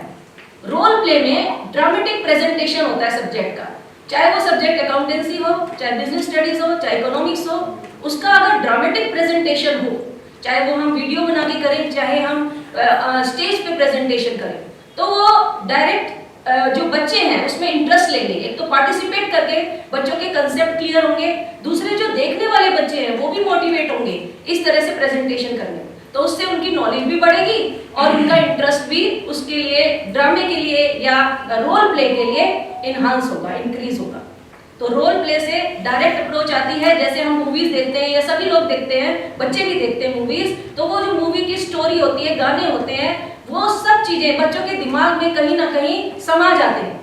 तो अगर रोल प्ले से प्रेजेंटेशन किया जाए किसी भी टॉपिक का, तो वो बच्चों के माइंड में लाइफ लॉन्ग अलाइव रहेंगे। इसके अलावा इंस्टेंट स्पीच बहुत अच्छा टॉपिक यहाँ पर रखा गया और उसका वे भी बहुत अच्छा था कि उन्हें करंट टॉपिक दिया जाए और बच्चे अपने व्यूज रखें इंस्टेंट स्पीच पे, ये बहुत अच्छा था। इसके अलावा इंस्टेंट स्पीच के अलावा कैरियर गाइडेंस भी हो सकती है, बच्चों को कैरियर के बारे में बताया जाए कि 12th क्लास के बाद या 11th, वैसे तो कैरियर गाइडेंस 9-10 से ही हो जानी चाहिए, ताकि वो माइंड मेकअप कर ले कि हमें साइंस लेना है, बिजनेस लेना है या ह्यूमैनिटीज लेनी है ना, कि भाई आप जैसे कोई मिसगाइड ना करे किसी बच्चे को, तो उसके लिए कैरियर गाइडलाइंस होनी चाहिए, साइंस के लिए भी, कॉमर्स के लिए भी और ह्यूमैनिटीज के लिए भी। ये बच्चे की चॉइस है कि उसे किस फील्ड में जाना है, वो डिपेंड करेगा कि बच्चे का एप्टीट्यूड कितना अच्छा है, बच्चे का इंटरेस्ट कितना अच्छा है, बच्चे की कैलकुलेशंस कितनी अच्छी है, बच्चे की थिंकिंग कितनी अच्छी है, ये सब चीजें, और उसका फैमिली एनवायरनमेंट कैसा है, इन सब चीजों पे बहुत कुछ ये डिपेंड करता है। इसके अलावा जैसे कि सर ने भी एक बार बताया था, डिस्कशन और वाद विवाद प्रतियोगिताएं होती रहनी चाहिए विषयों पर, सभी विषयों पर। इसके अलावा एक और पॉइंट मैडम ने बताया हमें, जो हमारे टीम मेंबर्स हैं, कि कॉमर्स का अंताक्षरी होनी चाहिए, उसमें कीवर्ड्स होने चाहिए। जैसे कीवर्ड्स में फॉर एग्जांपल मैनेजमेंट लिया तो MANAGEMENT, टी पे फिर एक और वर्ड्स कीवर्ड बताओ, दूसरी टीम बताएगी। इस तरह से कॉमर्स की अंताक्षरी हो सकती है, वो कीवर्ड से रिलेटेड भी हो सकती है, या कॉमर्स के कोई छोटे छोटे सेंटेंसेस को सॉन्ग के वे में भी गा के बोल सकते हैं। ये सब तो इन सभी टॉपिक से रिलेटेड बातें थी। मेरे भी कुछ व्यूज हैं। व्यू ये हैं कि जैसा हम सभी जानते हैं और हम सभी फेस करते हैं कि आजकल के बच्चों को रीडिंग और राइटिंग की हैबिट नहीं रही है, तो हम सबका ये दायित्व बनता है और हम सब लोग करते भी हैं इस क्षेत्र में मेहनत, कि बच्चों को मोबाइल से कम यूज करना सिखाएं, क्योंकि ये सारी चीजें मोबाइल बेस्ड है। बच्चा प्रोजेक्ट बनाएगा तो मोबाइल पे सर्च करेगा, तो उनको यही कहें कि हम विजिट कर करके अलग अलग इंडस्ट्री में, अलग अलग मॉल्स में, अलग अलग मार्केट्स में, अलग अलग स्टॉक एक्सचेंजेस में जाके विजिट करके मटेरियल इकट्ठा करो, ऑनलाइन मत लाना। ऑनलाइन में वो घंटों बैठे बैठे मोबाइल को ही देखते रहते हैं, तो मोबाइल से क्या है, उनका अटैचमेंट बढ़ता जा रहा है। इससे क्या हो रहा है कि उनकी बुक रीडिंग हैबिट्स खत्म हो रही है, उनकी राइटिंग हैबिट्स नहीं है बच्चों की। उसका जो ड्रॉबैक है ना, वो हमें रिटन एग्जाम में मिलता है, बोर्ड के एग्जाम में। होम एग्जामिनेशन में बच्चे पास हो जाते हैं, आगे बढ़ जाते हैं, लेकिन जो हम उनसे एक्सपेक्ट करते हैं, जो हमारे टॉपर्स होते हैं, जिनसे हम 99% 100% की उम्मीद करते हैं, वो बच्चे आज 90% पे रुक रहे हैं। क्यों रुक रहे हैं? क्योंकि उनका माइंड डिस्ट्रैक्ट होता है।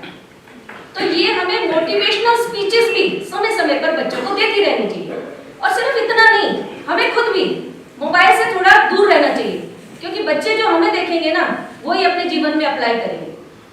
तो थोड़ा थोड़ा बच्चों को गाइड करते रहना चाहिए, मोटिवेशन देना चाहिए। मैं मनोज कुमार त्यागी, भावराव देवरस सरस्वती विद्या मंदिर। मेरी टीम में हर्षिता मैम, सृष्टि शर्मा जी, अंकिता मैम और पद्मा जी हैं। हमने सभी ने मिलकर कुछ सजेस्ट किए हैं। वैसे तो हमारे टॉपिक्स हैं, एक कॉमर्स, अकाउंट्स, BST, इकोनॉमिक्स, एक टॉपिक और भी था करंट।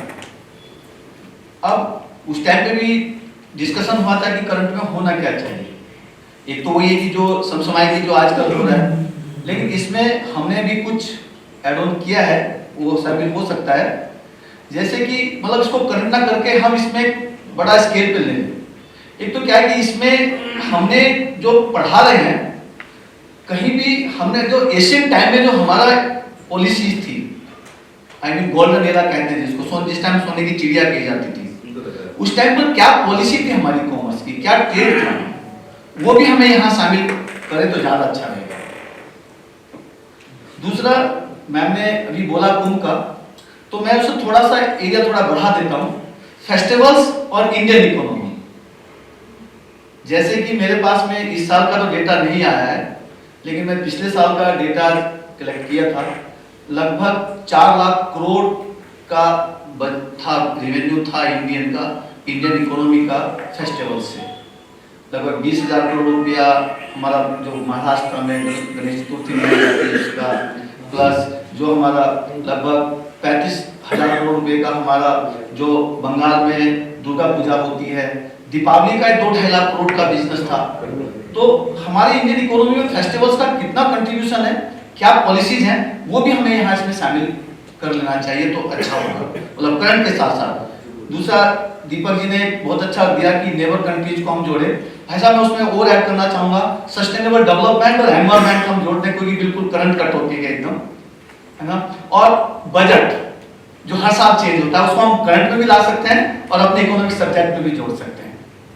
उसके बाद मेरी टीम ने बहुत अच्छे सजेस्ट किए, इंस्टेंट स्पीच जो बोला गया था, उसमें हम यूज कर सकते हैं एआई का, बैंकिंग में कैसे यूज करता है, टॉपिक दिया जा सकता है इमीडिएट। शेयर मार्केट पे क्या इफेक्ट होता है, आजकल बहुत सारे शेयर मार्केट के जो ब्रोकर्स हैं वो एआई का यूज कर रहे हैं और अच्छा प्रॉफिट कमा रहे हैं। उसके बाद हम अपने एक्सपोर्ट को कैसे बढ़ा सकते हैं, प्रमोट कर सकते हैं।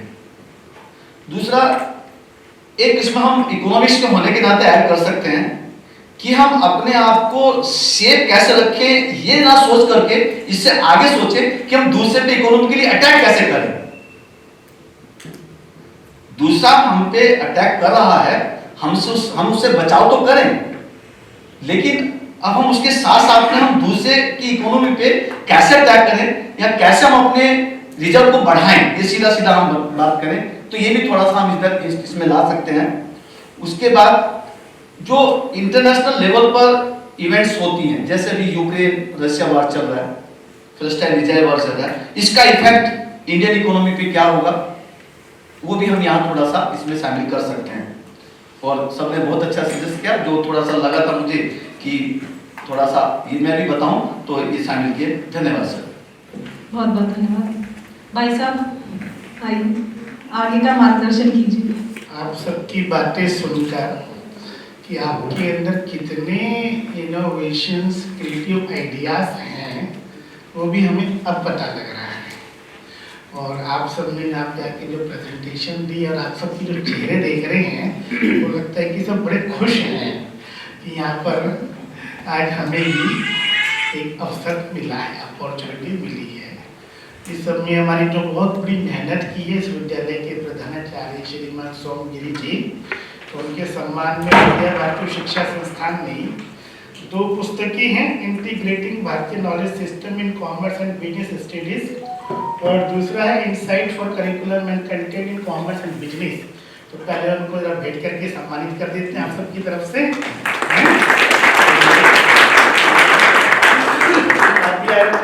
अर्शिता जी, उनकी भी बड़ी मेहनत है, अर्शिता जी की भी, इनकी भी, तो इन सबको सम्मानित कर देते हैं।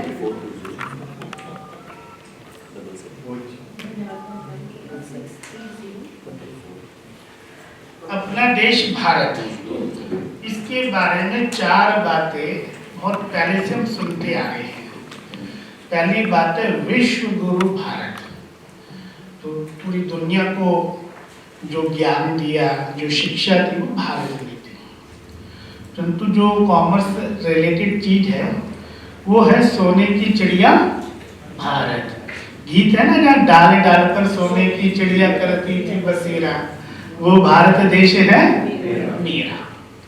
अब सोने की चिड़िया मतलब पेड़ों पे सोने की चिड़िया थी क्या?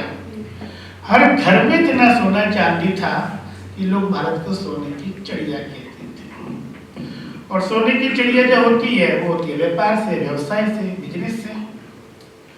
तो कहते हैं कि जब पृथ्वीराज चौहान इस देश के राजा थे, तब वर्ल्ड जीडीपी में भारत का हिस्सा 48% था। जब मुसलमानों ने अपने देश का शासन संभाला तब वर्ल्ड जीडीपी में भारत का हिस्सा 36% था। जब अंग्रेजों ने हमसे शासन ले लिया तो वर्ल्ड जीडीपी में भारत का हिस्सा 18% था। जब इंग्लैंड भारत को छोड़कर गए तो वर्ल्ड जीडीपी में भारत का हिस्सा 0.5% था, जो अब जाकर के कितना परसेंट हो गया है बता सकते हैं आप में से कोई? मैंने उंगली भी खड़ी कर दी है, 3%। ऐसा क्यों हुआ कि हम 0.5% पे रह गए?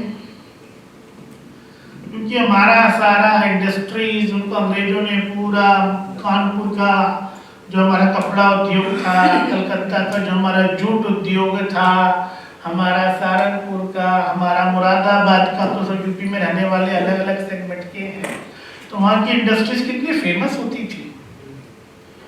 फिरोजाबाद का, औरंगाबाद का चूड़ियाँ थी, साड़ियाँ थी, बर्तन का काम था, ये थे ना सारे, आज कहाँ गए?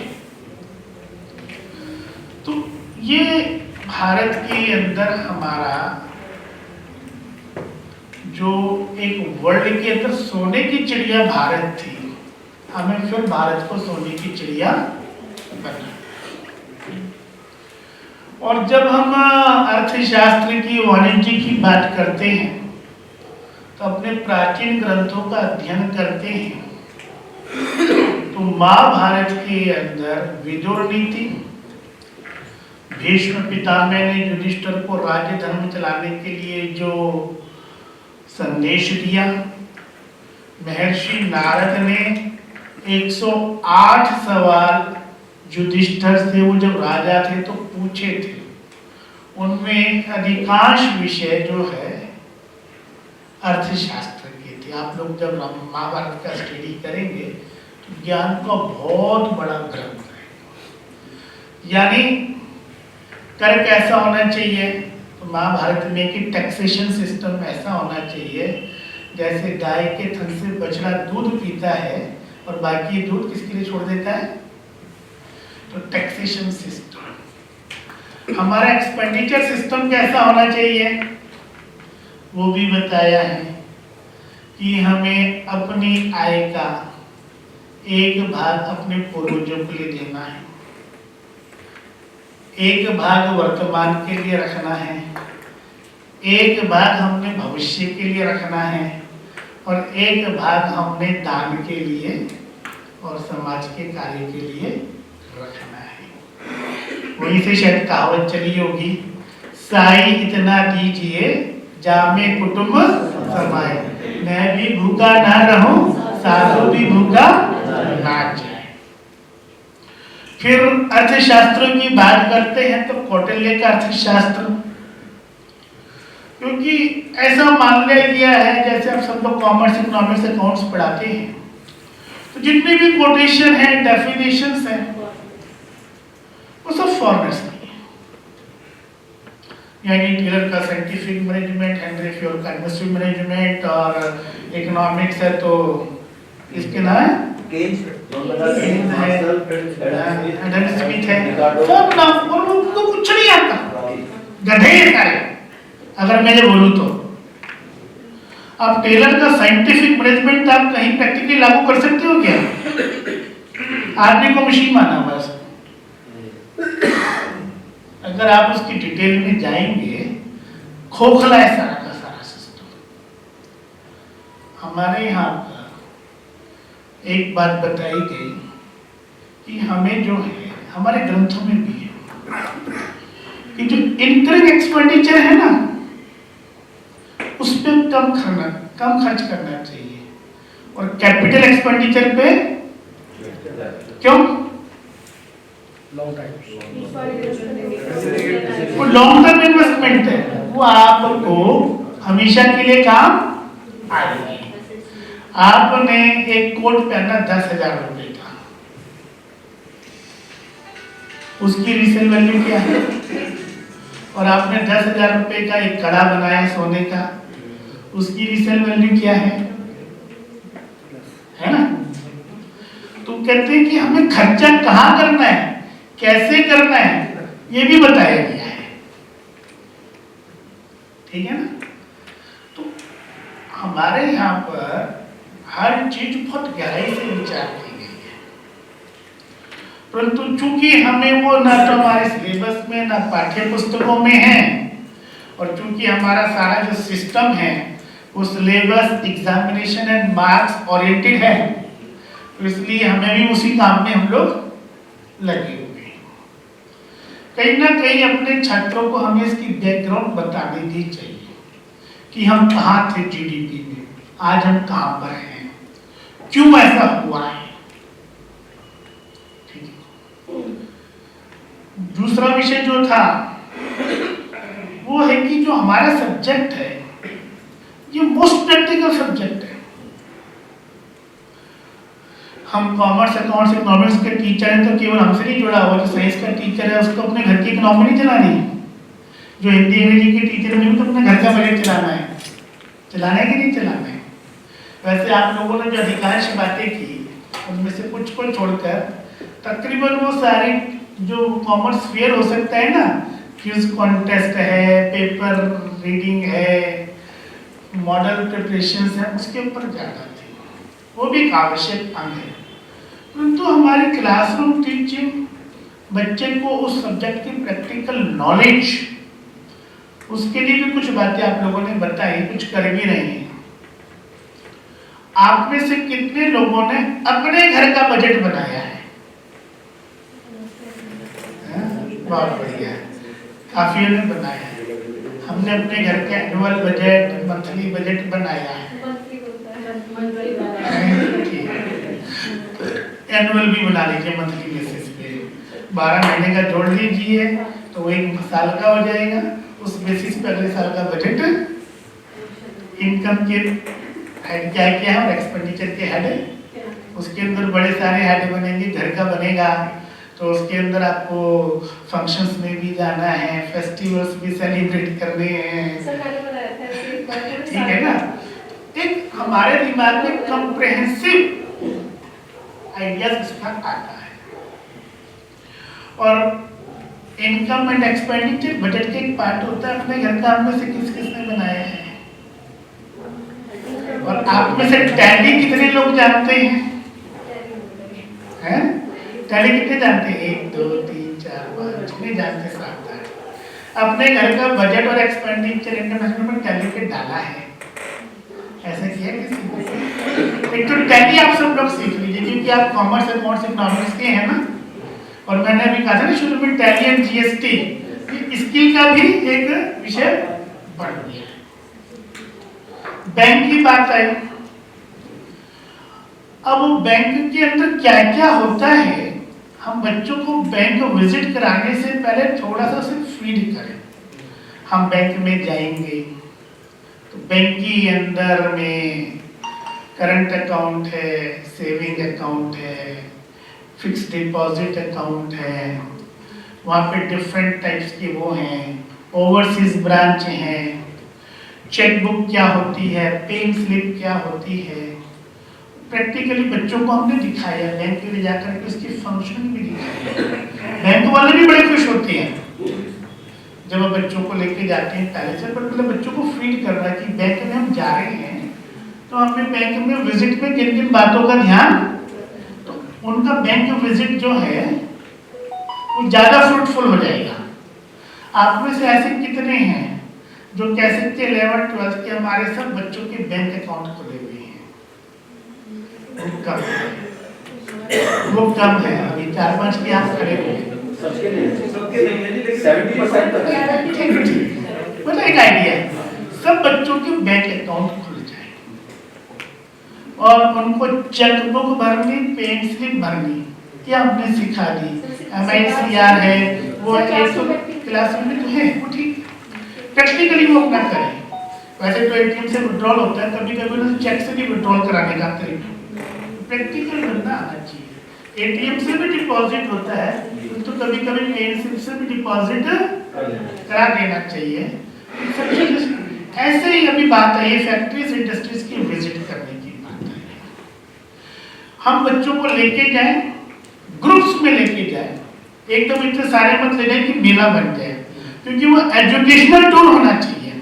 और बच्चों को जाते समय पहले से हमने फीड कर लिया कि हमने पीपीटी से प्रेजेंटेशन ही दे दिया कि हमें क्या क्या देखना है। फैक्ट्रीज के अंदर डिफरेंट डिपार्टमेंट्स होते हैं, एडमिनिस्ट्रेशन है, फाइनेंस है, पर्सनल है, प्रोडक्शन है, सेल्स है, परचेज है, ये सब चीजें रहती है ना। तो बच्चों को अगर हमने थोड़ा पहले फीड किया और उसके बाद में एक ग्रुप में, तो बच्चों को समझ भी आए और फैक्ट्री से भी बात की हमने। और खासकर ऐसी फैक्ट्री में जो जीरो से स्टार्ट होकर आज एक आइकॉन बन गए हैं, वहाँ ले जाकर के थोड़ी उनकी ब्रीफ हिस्ट्री भी हमने बच्चों को बताई और वहाँ पे बताया कि हमें फैक्ट्री विजिट करते समय किन बातों का ध्यान रखना है। तो फैक्ट्री विजिट भी ज़्यादा फ्रूटफुल होता है और बाद में बच्चे उसके ऊपर अपना पेपर प्रेजेंटेशन हमने फैक्ट्री विजिट में किन बातों का ध्यान रखा है, क्या देखा है, क्या समझ आया, हमें कैसा लगा, हमने इंटरेक्शन की, कोई बातचीत की, डायलॉग करवाने चाहिए। जो फैक्ट्री के डिफरेंट टाइप्स के डिपार्टमेंट हैं उनके लोगों के साथ बच्चों का जो है डायलॉग हो, कन्वर्सेशन हो। और इसलिए बच्चों को कुछ बातें क्या पूछनी चाहिए, थोड़ी सी बच्चों से को दिमाग लगाइए। पहले आपने सुन ली, बाद में बच्चों को थोड़ा आपने गाइड भी कर दिया, तो फैक्ट्री विजिट भी फ्रूटफुल बनता है और बच्चे फिर जी मैनेजमेंट स्किल भी सीखते हैं। ऐसे ही आजकल शेयर मार्केट बहुत चल रही है। हमने बच्चों को कभी टीवी पर शेयर मार्केट दिखाई है? सेंसेक्स डाउन हो रहा है, शेयर का रेट बढ़ रहा है तो ग्रीन है, डाउन हो रहा है तो रेड है और रेट बढ़ रहा है तो उसके अंदर घट रहा है, तो वो हमने कभी दिखाई है? वो दिखानी चाहिए। शेयर फॉर्म क्या होता है, बच्चों को प्रोस्पेक्टस कितने लोगों ने दिखाए हैं? कंपनी जो है प्रैक्टिकल ऑनलाइन उसको डाउनलोड कर लीजिए और दिखाइए प्रोस्पेक्टस क्या होता है, how to fill the share form. हमने अगर शेयर अप्लाई करने तो फॉर्म को कैसे फिल करना चाहिए, ठीक है ना। ये प्रैक्टिकल नॉलेज डाउनलोड करके और बच्चों से भरवाइए। हमने बैंक अकाउंट खुलवाए, कंपनी दिखाई। अब हम जो कॉमर्स पढ़ाते हैं, इकोनॉमिक्स भी पढ़ाते हैं, तो डिफरेंट एक्ट आते हैं। पार्टनरशिप एक्ट का नाम आया, इंस्ट्रूमेंट नेगोशिएबल एक्ट का नाम आया, कंपनीज एक्ट का नाम आया। तो कंपनीज एक्ट की कुछ प्रोविजन तो हमारे जो बच्चों की सिलेबस की बुक है, टेक्स्ट बुक, उसमें दिए हुए हैं। एक्ट नहीं बच्चों ने कभी पूरे देखे होंगे, तो एक्ट की कॉपी मंगा करके हमने बच्चों को दिखाई है। ऐसा किसी ने किया है क्या? कंपनीज एक्ट है, पार्टनरशिप एक्ट है, इंस्ट्रूमेंट नेगोशिएबल एक्ट है और कई तरह के एक्ट लगते हैं, 5-6 तरह के, सेल ऑफ गुड्स एक्ट है, ठीक है ना। तो इस तरह के एक्ट की कॉपी मंगानी चाहिए और वो एक्ट की जो प्रोविजन हमारे पास में है उसको थोड़ा हाईलाइट भी करवा देना चाहिए। देखो तुम्हारी किताब में इसके अंदर भी ये दिया हुआ है, तो बच्चे उस चीज को समझते हैं।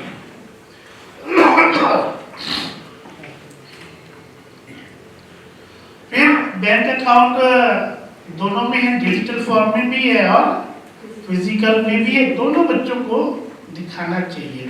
मैंने सुबह भी कहा था, मतलब पहले में भी, बच्चों को एनालिसिस करना सिखाना चाहिए। कंपनीज की बैलेंस शीट, कंपनीज का प्रॉफिट, कंपनीज का लॉस, इनकम एंड एक्सपेंडिचर, बच्चों को एनालिसिस करना सिखाना चाहिए। विश्लेषण कैसे करते हैं, भारत का बजट, कितना बजट हमारे कितने स्कूलों में उसको डाउनलोड कर लिया हमने। अभी जो बजट आया था, कितने लाख करोड़ का बजट था वो? क्या आपने डाउनलोड किया? कितने लाख का बजट था वो? 8 करोड़ भारत का। हाँ, यूपी का कितने लाख का था? अभी तो कल ही आया, 8 लाख करोड़ का है। भारत का कितने का है?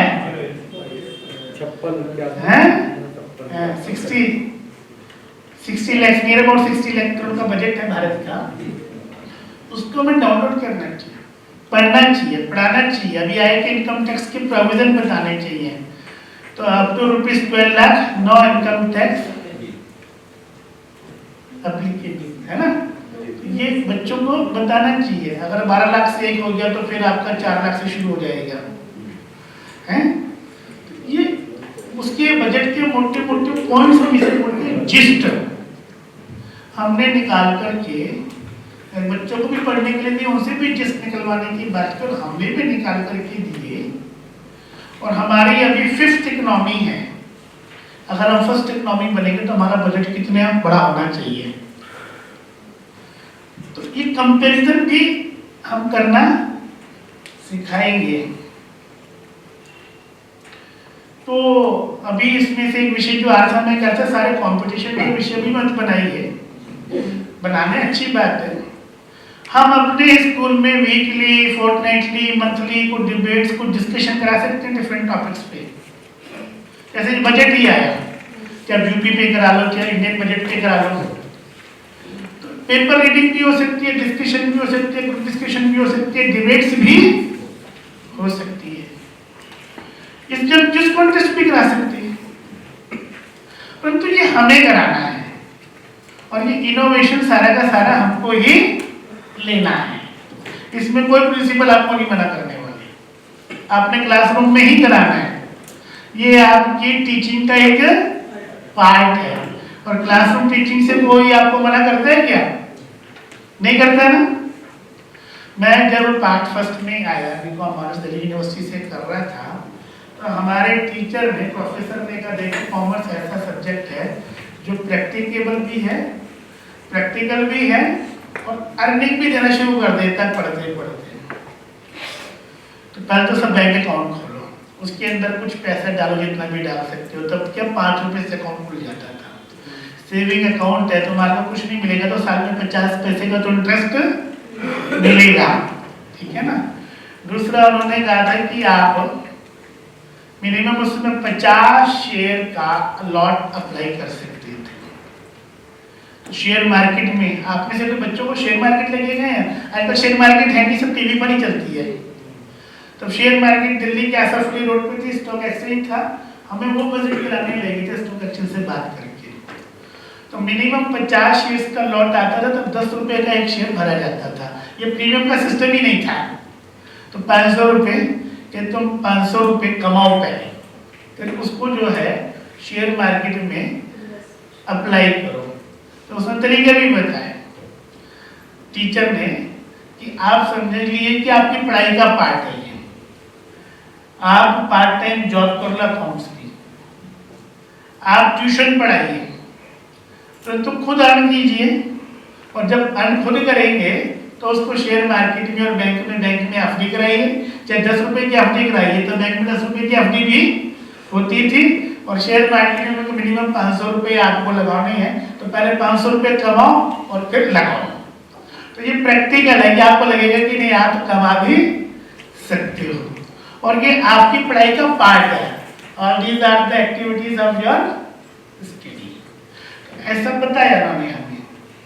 तो ये सारा विषय कि हम क्लासरूम टीचिंग को कितना यूजफुल बना सकते हैं बच्चों के लिए।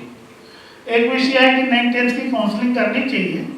अभी 12th की तो काउंसलिंग पूर्व छात्रों ने की थी, बहुत कम स्कूल जुड़े। जैसे मैं देखा था, मैस्टर सब जगह गया था और बच्चे बड़े खुश थे।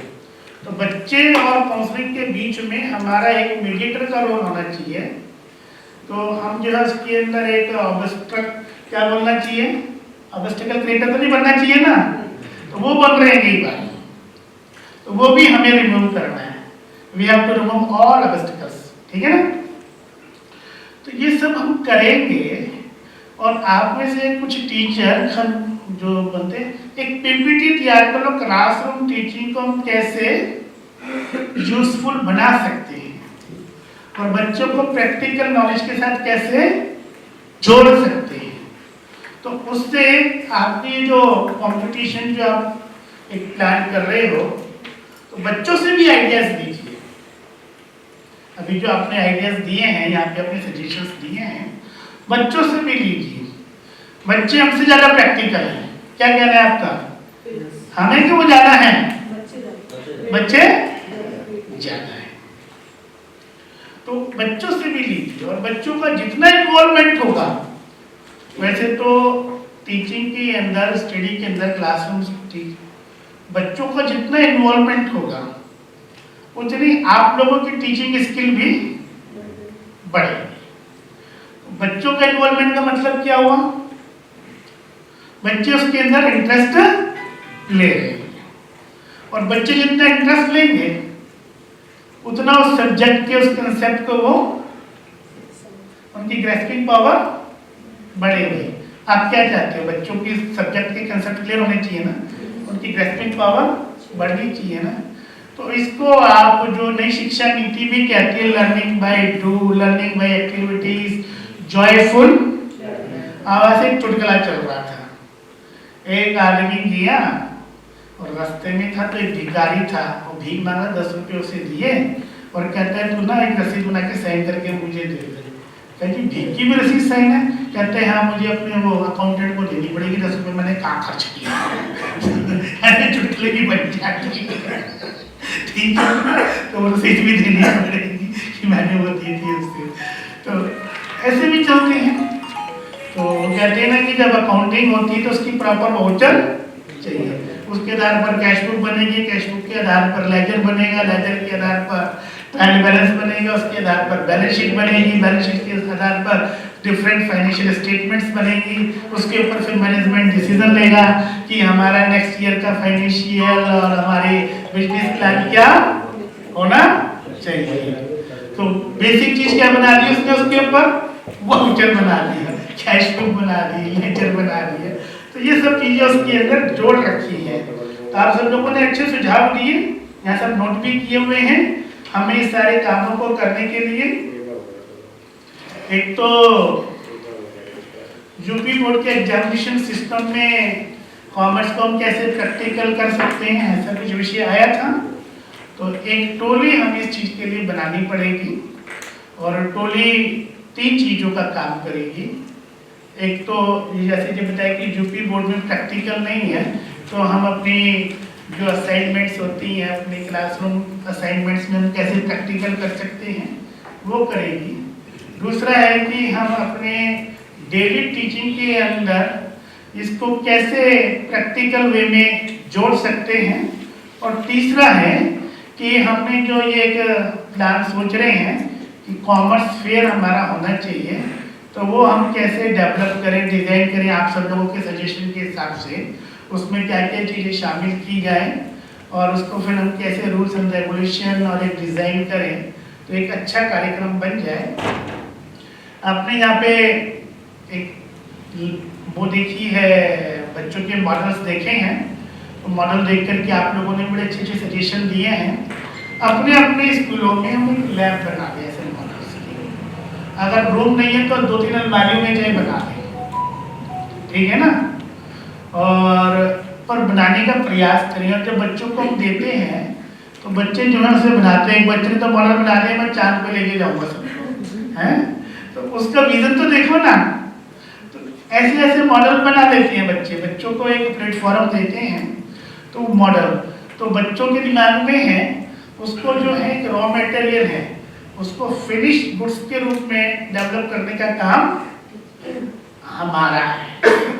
तो मैंने कहा ना, भारत के लिए 4 बातें थी। पहली बात बताई थी विश्व गुरु भारत, दूसरा सोने की चिड़िया भारत, तीसरा यहाँ दूध घी की नदियां बहती हैं। दूध घी की नदी बहने का मतलब क्या था कि यहाँ पर पहले जमाने में किसी के घर में कोई जाता था तो पानी की जगह से दूध पिलाते, कि दूध बहुत था। दूध बहुत था यानी कि दूध देने वाले जानवर बहुत थे। दूध देने वाले जानवर थे, इसका मतलब उनको देने के लिए चारा था, पानी था, अच्छी खेती थी।